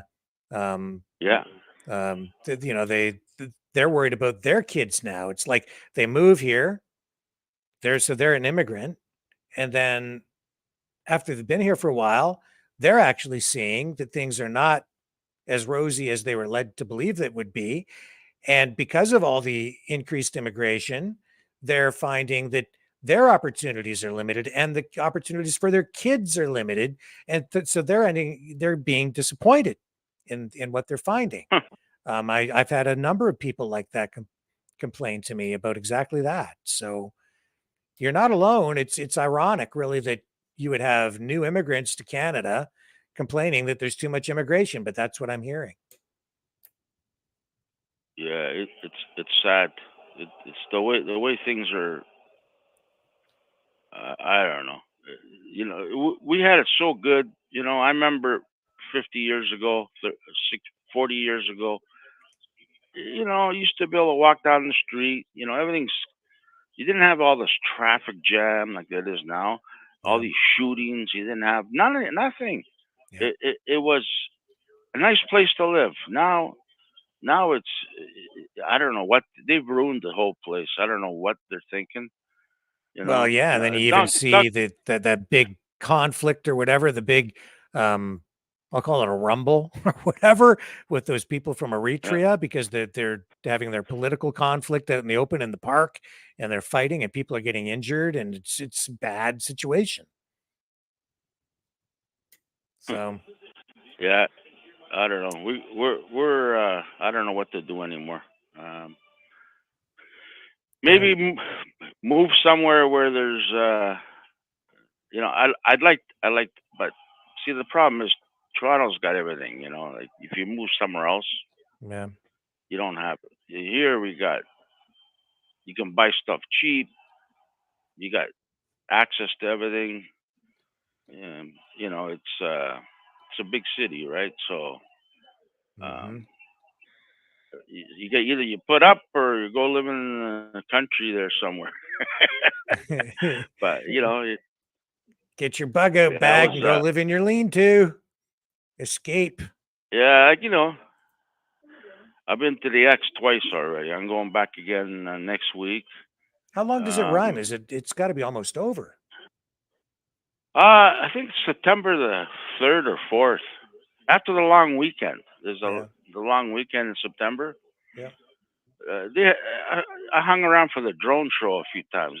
There's like 200 drones in the sky, eh? Oh yeah.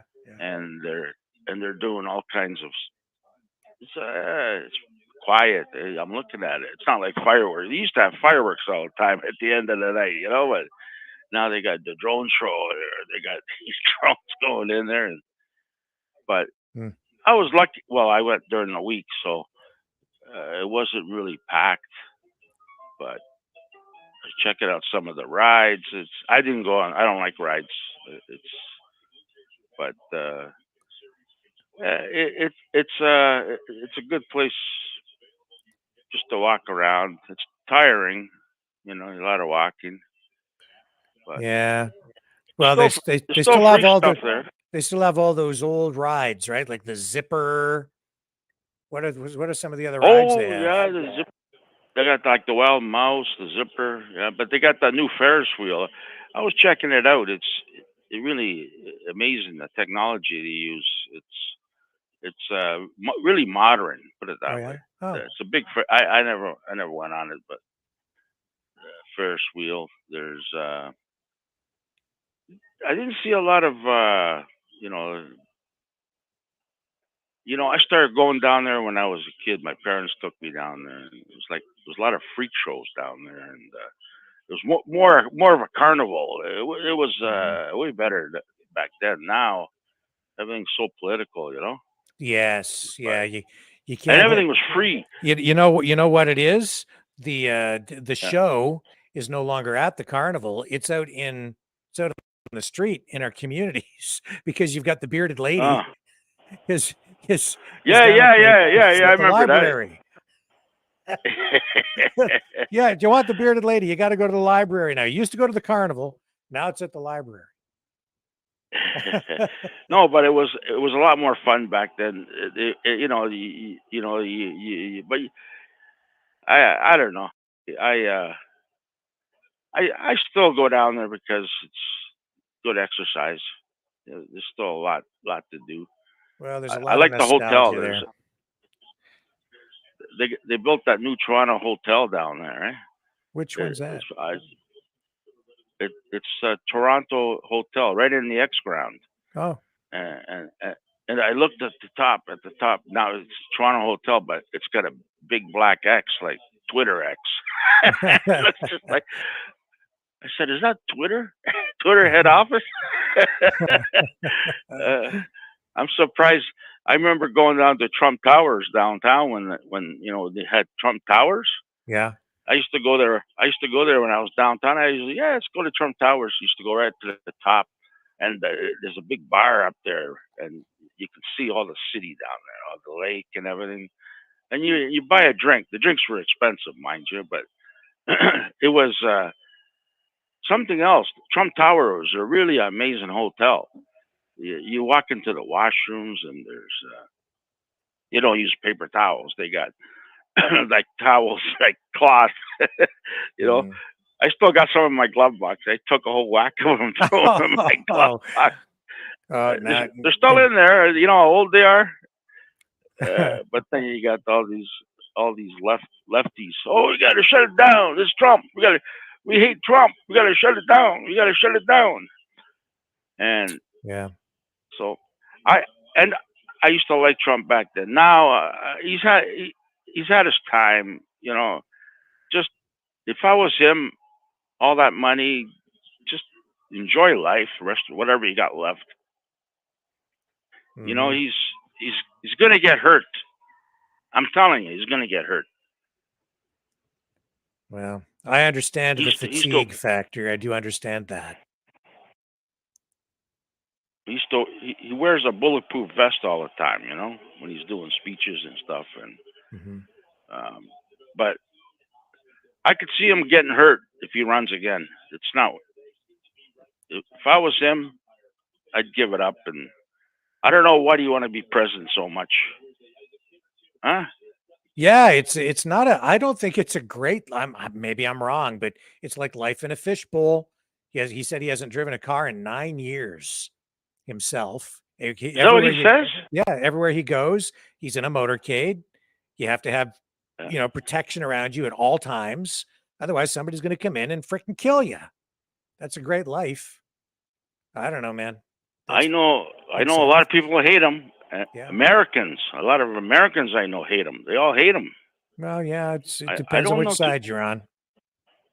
I don't know too many people that like him anymore. There used to be a lot of people like him, but now they see him as especially when he pulled out the last election. It was all big farce. Yeah. He pissed me off the last election. He pissed me off. Everything.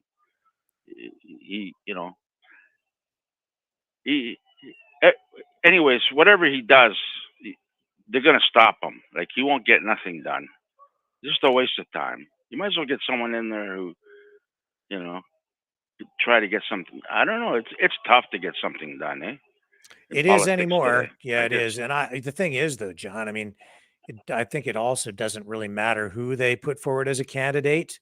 They're going to kind of give them the same treatment. Maybe you're right. Yeah. Well, except you're right, but it depends on, unless they get somebody in there is kind of wishy-washy like a Pence, and then the Democrats might let him do something, but the things that he would do probably wouldn't be more left than right. Yeah, right. So it's like Ford, he's trying to buy the left off, Yep. So he's got to kiss ass, Yeah. Because he's trying to please the left and the right to get things done, right? Yeah. Like, and I could see that, but in order to get things done, Tory was another guy, John he was Tory, a conservative, and then he got in there, and all of a sudden he's a lefty. Yep. Trying to get things done. You want to get things done, you got to please the left too, in order to get what you want. You have to give and take, and that's politics today, huh? Yeah. Yeah. So if not Trump, who do you like? I checked out the debate on your show the other night there, and I looked at everybody there, and I don't know. The only one, to be honest with you, the only one I would vote for right now is DeSantis. He's the only guy. I don't really like him that much anymore. I'm starting to know him more, and but I think there's nobody good. It's like our I like this Polyev. He's got A lot of good commercials I see, you know, family oriented. He's gonna kick Trudeau's ass to the curb. I'm telling you. He's a sharp I'm guy. just waiting. He's sharp. He's got He's a very quick sharp. wit. You know, he's fast on his feet. Thinks fast. He's a smart guy. That guy. I know when he gets in, I know he's going to shut down the border. He's going to close it up. Yeah. You know, he's not going to let it. He's going to be like a Harper. He's not going to let everybody come here and you know, all these people that you see them on TV, they're protesting. They come here from all these African countries, and they're protesting. They're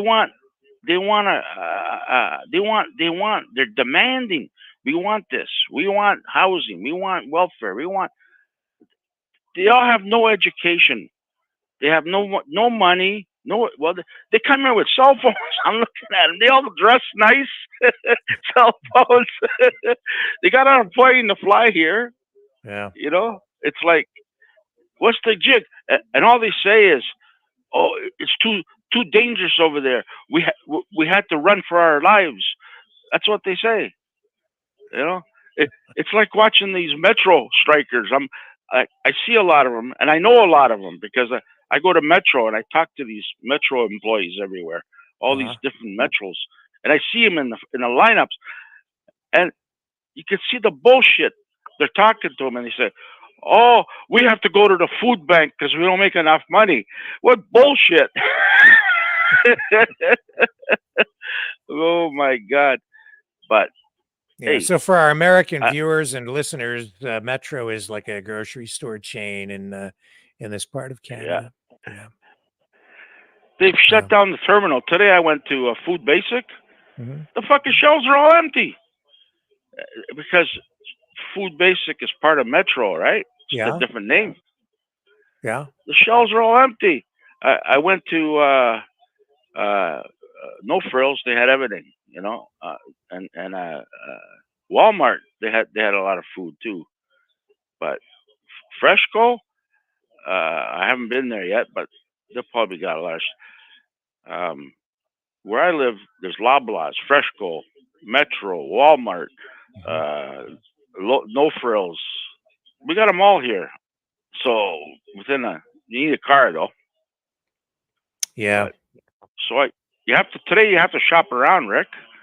You got to go to like 4 different grocery stores in order to save money. I don't do Otherwise, that. I don't do that. You don't do that? No. Yeah, you know, there's one you grocery just pay store. what? I go to one grocery store. I go to the No Frills. I find the prices there are much less overall than say the Sobeys. Yes, No Frills is good. And the reason I go there is because they always honored the mask exemptions during the pandemic. So I just automatically go there now. That's where I go to support them. That's it. No Frills. I know I go to 2 of them, but the one around the corner here, I know the owner there, and you know every time I go in there, there's fights. I said to the guy, no fights this week. The corn's not on sale, you know. He goes, yeah, but the watermelons are. What kind of places do you shop where they have fights? Oh, there's fights. What the No Frills? Yeah. Like they have the corn on sale for like 20 cents a cob, you know? Yeah. The Chinese and everybody's in there digging, and I'm going, I don't know if I'm going to get in there. I was in there. I go, holy shit, I lost my shoe. Someone's trying to get in front of me, grabbing my foot, and I had to go find my shoe. I go, what the hell is, what's going on around here? And people are fighting because they're trying to get in there, and people say, wait your turn. To get the corn for 20 cent corn, they're fighting? Corn, they have oranges. They have these big bins. They have sales. Watermelons. They got these big bins. Oh, the nuts. The big Brazil, the big walnuts. Oh, and they're on sale. They got these big bins, and everybody's trying to get in there. They're all trying to butt in, eh? And Wow, there's always fights. I can't relate to that. You I just when I you don't see have that problem, eh? I just avoid it when I know there's a big sale on or something, and I see a big lineup out the door for something. I'm like, no, I ain't going there. I'm not doing that. No thanks. I It's not know. worth it to I me. don't bother no more either. It's the same It's with like Boxing gas. Day sales and stuff like that, where people on Boxing Day they go and camp outside like Best Buy so they can get that big screen TV for $5 or whatever the sale is. And I'm like, I'm not going to sit out on the sidewalk like for 12 hours to be the first one in there to get the $5 TV. It's just not that. I'm not doing that. So I can't relate. You don't have that problem, eh? Well, then I don't get beat up by, a little old lady who You don't wants get beat up. who wants the walnuts in aisle 7. I'm like, you can have them. Like, just Well, go ahead. last week they had the corn on sale, and there was a fight. There was two guys arguing like crazy, and then they're all peeling the corns and leaving the stock in the bin. And the lady that works there says, "No, no, no, you take it home and peel it. Don't peel it here." People are ignorant. Yeah. The people who take the corn and then they peel it back just a little bit to look in there. Can you explain to me, please, why do they do that? What are you looking for? Worms or something? Insects? Like what's the point? You'll open it up. What's inside corn? What did you expect? Why do they I go in there. Yeah. Oh yeah, I go in there and I grab about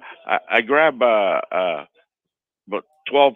I just throw them in my basket. Boom, boom, boom, boom, boom. And then I get the hell out of there and pack them somewhere else and check them out. And I throw the bad ones back.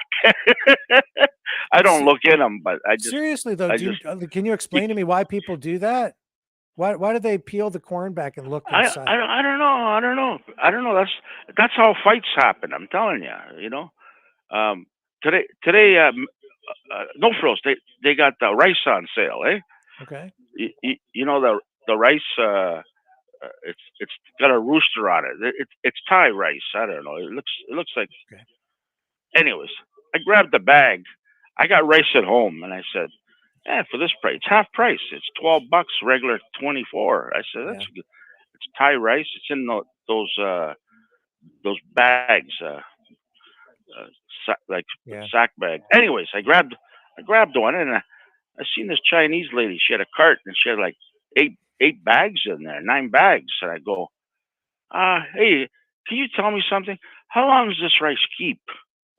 She looks at me. She goes, "I don't know." She goes. I go, "Well, you buy a lot of it here. It looks like you must keep it for. It's on sale. You must keep it for." "Oh no, this will last us 2 months." "We eat rice 3 times a day," she said. "This will last us 2 months." She had like 9 bags. I go, "Oh," and then she started looking at it, and she's seen the date right at the bottom, and she says, "Oh, it's good for a year." She says, I said, "Oh, a year." I says, "Oh, okay, that's good." I said, "You want another bag?" I don't know if I can. I got some at home already. I only eat it very. I don't know if it's gonna keep for a year. Anyways, it's too much for me. Put it that way. This big bags. They look like good. I might go back and get one tomorrow. Well, I bought a big bag of rice a while back, and I brought it home. And my wife said, "What'd you buy a big bag of rice for?" I said, "Well, then if there's your daughter's getting married." Well, there's that too. I thought that rice would last a long time, but actually, I ended up eating a lot of it, so pretty quickly. I eat rice a lot, at least once a week. Rice with. I like ribs. I cook spare ribs with rice, or salmon with rice, or rice is good. I like rice. Yeah. I like the way the Chinese make it though. Chicken fried rice. I like that rice. Well, I used to eat out. I used to eat out a lot, because of my job. But now that I'm older and I'm home more and I work from my home studio here, I'm able to prepare my own food. And man, I'll tell you, I save a gazillion dollars. When you can go buy your food at the grocery store and prepare it at home, you end up with better food. I don't miss eating out. I and I save a lot of money, you know. Um, it's pretty incredible what it costs to eat out. So when you're on the road all the time, it's very expensive. The food building. As soon as I got there, uh, they got these. Hey, if anybody going to the X? I got off the GO train because I took the GO train because of the. It's easier, anyways. Get off the GO train, and then you walk, and there's a ticket booth, and then right in front of you there's a teleprompter. You can punch in the tickets, right? And you just tap your card, and you get the ticket. Then you go through the gates. So you could just buy seniors for $20, or you can pay $30 for if you're. So you buy seniors, say 2 seniors, cost you $40, and then you just walk through the gate. They don't check your ticket or nothing. So anybody going to the X, that's what you do. This new technology with scanners and everything, they're getting screwed. Like the stores today, like all these retail stocks are they're all reporting bad earnings because the theft. There's so much theft in these stores now. All the retail because of this. We're in a recession. Okay, I know they don't want to say it, Yeah. but we're in a recession right now. The inflation is killing everybody. Yep. And politicians are just creating more taxes for everybody. Yeah. Everything's going up, Rick. What do you think people are doing? They're stealing. They go into grocery stores. They go into this grocery store business. You got to bring your own bag. Well, you think people don't put stuff in it and they walk out with it? I know so many people that do it. They just put stuff in their bag and they walk right out. Not through the checkout. and retail stores, same fucking thing. Well, and they're losing so much. And then all these scanners, people are scanning prices, and they're just, like the theft. All I'm trying to tell you, the theft is out of control right now on these stores. So that's why we're going to be paying more, and the earnings are bad. So times are tough, Rick. I know. Okay. I would suck at being a thief because I always forget to bring my bags. So what I do is I get there and I go, oh crap, I forgot to bring a bag again. And then I have to get a shopping cart and I go in and I get all my stuff and then I go through the cashier and then it gets all put back in the cart loose. Then I take it out to the car and I throw it all in the back. And then I get home and then I have to go hunt for a box or a bag so I can bring it into the house, So that's the way I do it. I get my bag when I get home. I suck. Oh yeah. So then, well, you're one of the honest guys out there then. No, but all I'm trying to tell you, these bags are a bad idea because people are robbing these stores blind with these bags. I'm telling you, I see people walk out full of bags. I see them. I'm standing in line to cash out, and I'm seeing people with bags full just walking out. Nobody says nothing. It's just like they're, they don't need nothing out of there. They're just well, it used to be if you got caught shoplifting like that or stealing, it was kind of a big deal. But I think a lot of businesses now, it's like just let them take it. Don't confront them. It could be dangerous. Just don't do anything about it. And so people take advantage of that too. And that's why they're losing money. That's all I'm trying to tell you. Yep. I sold my Tesla stocks yesterday. I sold my Apple stocks yesterday. Oh yeah. I sold. I sold Google. I sold most of my stocks. I sold yesterday. Yeah. And today, I'm sitting on this pile of money. And I'm going, what am I going to buy today? Everybody, Nvidia. I go, fuck, Nvidia's like a Titanic. It's just ready to happen, you know? It's so bloated. You know, everybody, Nvidia. You have to own Nvidia. Oh, you can own it all you want. I ain't touching Nvidia. What's the attraction there? I don't get that at all. Because they make the chip that nobody else has for gaming, computers, servers, all this AI. They're the one. They're the man. Yeah. I've been, you know, when I was a kid, that's all I would buy is NVIDIA video cards. Yeah. Because they were superior than anybody else. And Intel chips. I Yeah. used to like Intel chips. But so today, Dollar Tree, it reported bad earnings. A lot of theft. It tanked 30%, Rick. Whoa. 30%. Dollar Tree. What did I do? I come in and bought 500 shares. I go, okay. and then Dollar General tanked. It was only 10%. And I bought a couple of hundred shares of that, but it's going to report next week. So it might be good. It might be bad. The only thing is up today was the banks. Royal Bank, TD, it was down, but Royal Bank, it made money. It made billions, you know. And I keep telling everybody, buy Royal Bank. Everybody, oh, but it's too expensive. I says it's not expensive. It's cheap. Look at, but now they all buy TD or Scotiabank. I go, well, you can buy those. You got to understand what these banks do, right? Like TD, they lend money to retail in the States and Canada. You know, Royal Bank, they're more into housing and stuff like that. But anyways, that's the only bank I would buy in Canada. Is Royal. Oh, nice hit! Look at that one, right out of the park. Anyhow, that's, you know, horse racing. I'm not playing that much no more. I figured sports is a lot easier to make money because it's 50-50. So yeah. you go to a gas station, you go to the store. I'm telling you, Rick, there's lineups of people buying lotto tickets, scratch tickets. People are gambling like crazy.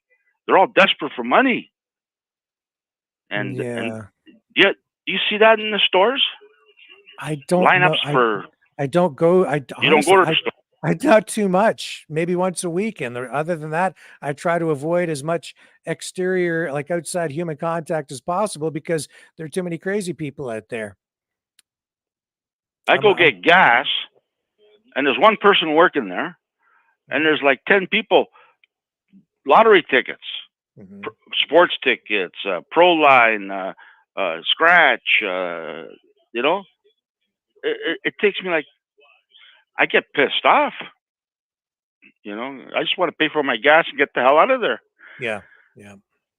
You can put your card in, I guess, and pump it at the thing, right? At the terminal. Mm-hmm. But I like to pay cash for everything. Yeah. Yep. Me too. Yeah. You know, and that's the way I am. Down to C&E, the food building, I pay cash for everything. And so I walked in there, a bacon, great Canadian bacon. I always go there. I grabbed a bacon on a bun in the morning, and it was $9 for bacon on a bun. Paid cash, and then I ate that. And I seen San Francisco Foods. I go, fuck, I haven't had one of these in 20 years. And I had to get a veal on a bun. So I grabbed. After that, Rick, I didn't eat the rest of the day. Even today, I didn't eat. I had some steak for supper. That's it. It just filled me up. But and how's I guess that going on Ozempic? Yeah, how's that working out for you? This Ozempic weight I'm not loss eating. stuff. I'm not eating. Half my supper's in the fridge. And are you feeling okay after taking it? Because a lot of people seem to get sick from it.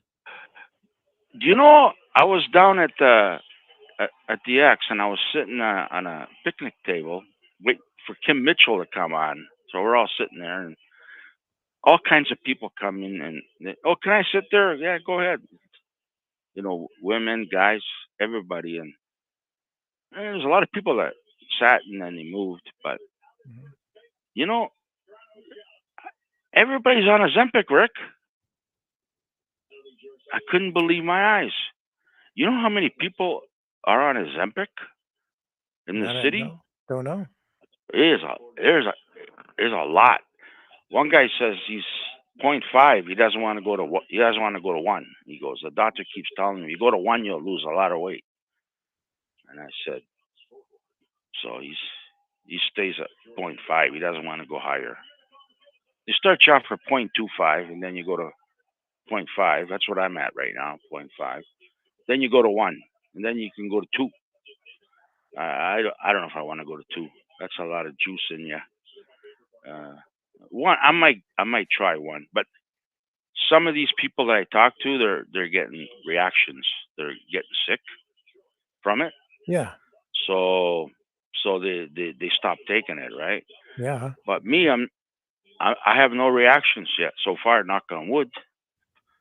And the only reaction I got is my appetite. I don't have no appetite. I'm eating less, man. I used to get up in the morning and I had to have a bowl of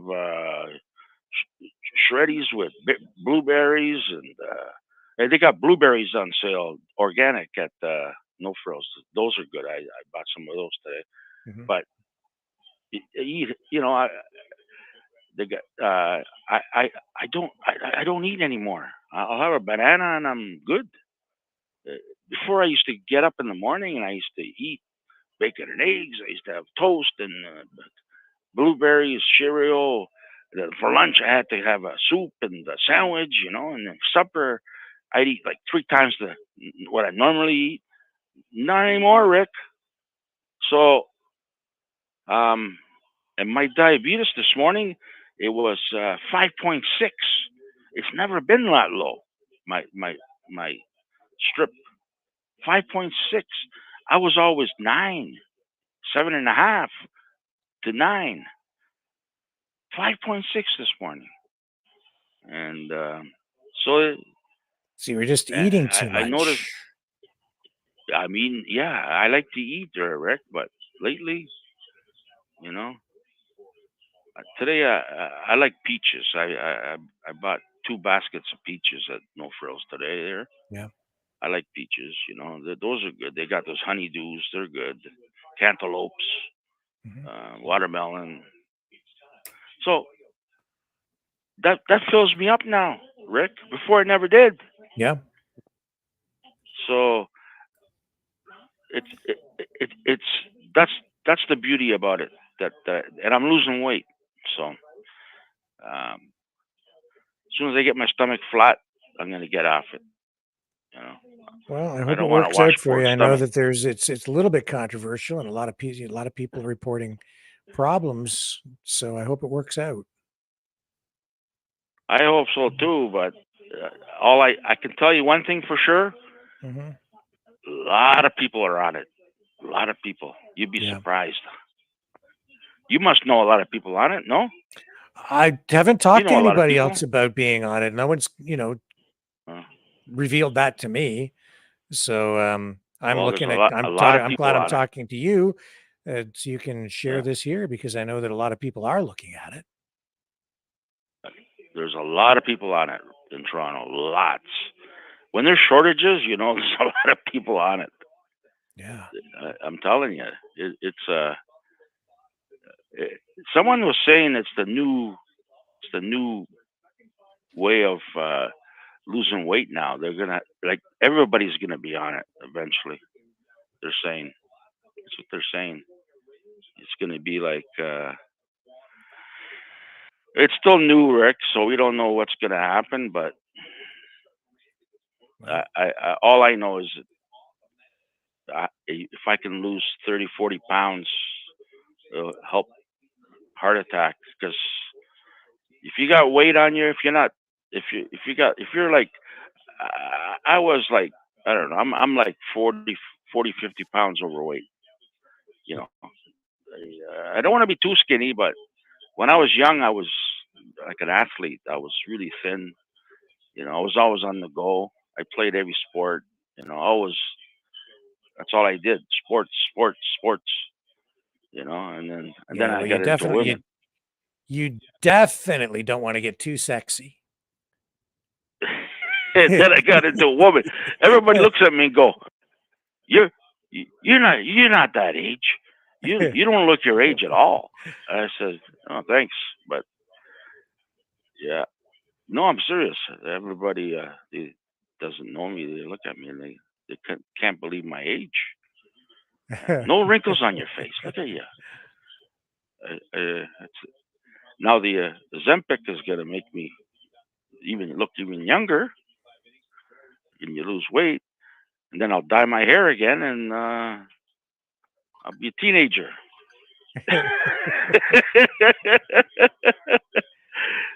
Yeah, I like to be teenager again, Rick. So you were Those were saying the that, days, that eh? Trudeau was whining and complaining and crying. Is this Yeah, related to it I here? read it I'm in bringing the this up. Sun. I Yeah. read it on Toronto Sun yesterday. Yeah, we did run a clip with him. I think this is related to that. Oops, I lost the video. There we are. Let me run this for you. I don't know if you can see this or not, but I'm going to run this. And I think this is I gotta exactly turn what you you've been on here. talking about. Here we go. And I'm going to make a comment on this. It is so inconceivable that a company like Facebook is choosing to put corporate profits ahead of ensuring that local news organizations can get up-to-date information to Canadians and reach them where Canadians spend a lot of their time, online, on social media, on Facebook. Facebook made billions of dollars in profits over the past years, including off of Canadians. And we recently passed legislation that says, Facebook, if you're going to be sharing news or work done by Canadian journalists or local news, you have to make sure they're compensated for it fairly. Well, instead of making sure that local journalists are fairly paid for keeping Canadians informed on things like wildfires, Facebook is blocking news from its sites. In a larger picture, that's bad for democracy because democracy depends on people being able to trust high-quality journalism of all sorts of different perspectives. Oh, really? And Yeah, points you of view. care. Right. But right now, in an emergency situation, where up-to-date local information is more important than ever, Facebook's putting corporate profits ahead of people's safety, ahead of supporting quality local journalism. This is not the time for that. This is the time for Canadians to continue to pull together and be there for each other. It's time for us to expect more from corporations like Facebook that are making billions of dollars off of Canadians. And the caption on this Twitter post is, yeah, it's 100% your fault, douchebag. It's inconceivable how insane you are to be complaining about a problem you caused. That's not the clip that I thought it was, but nevertheless. You know how you can tell when Trudeau's lying? He opens his mouth. His lips are moving. That's right. That's right. Oh man. Look at it. Look at this. Toronto Sun, Goldstein. Memo to Trudeau. Higher immigration means more greenhouse gases.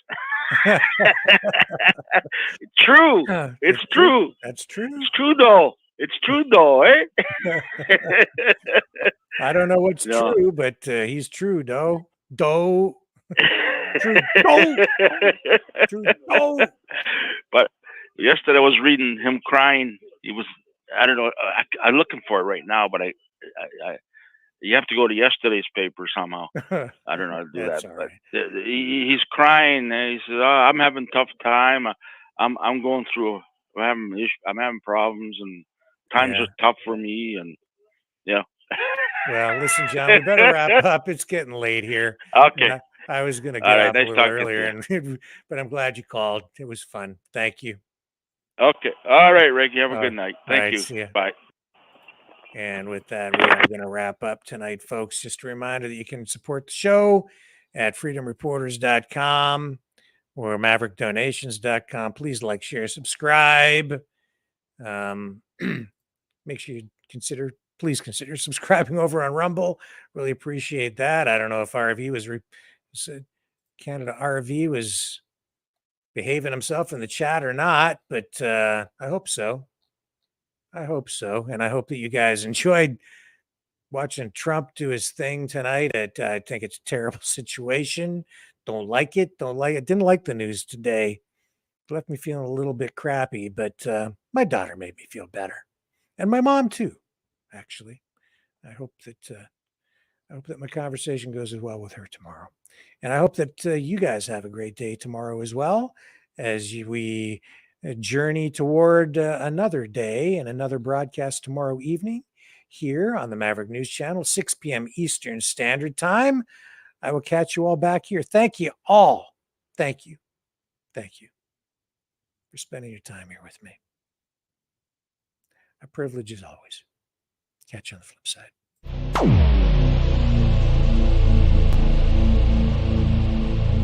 This has been a Maverick Multimedia production.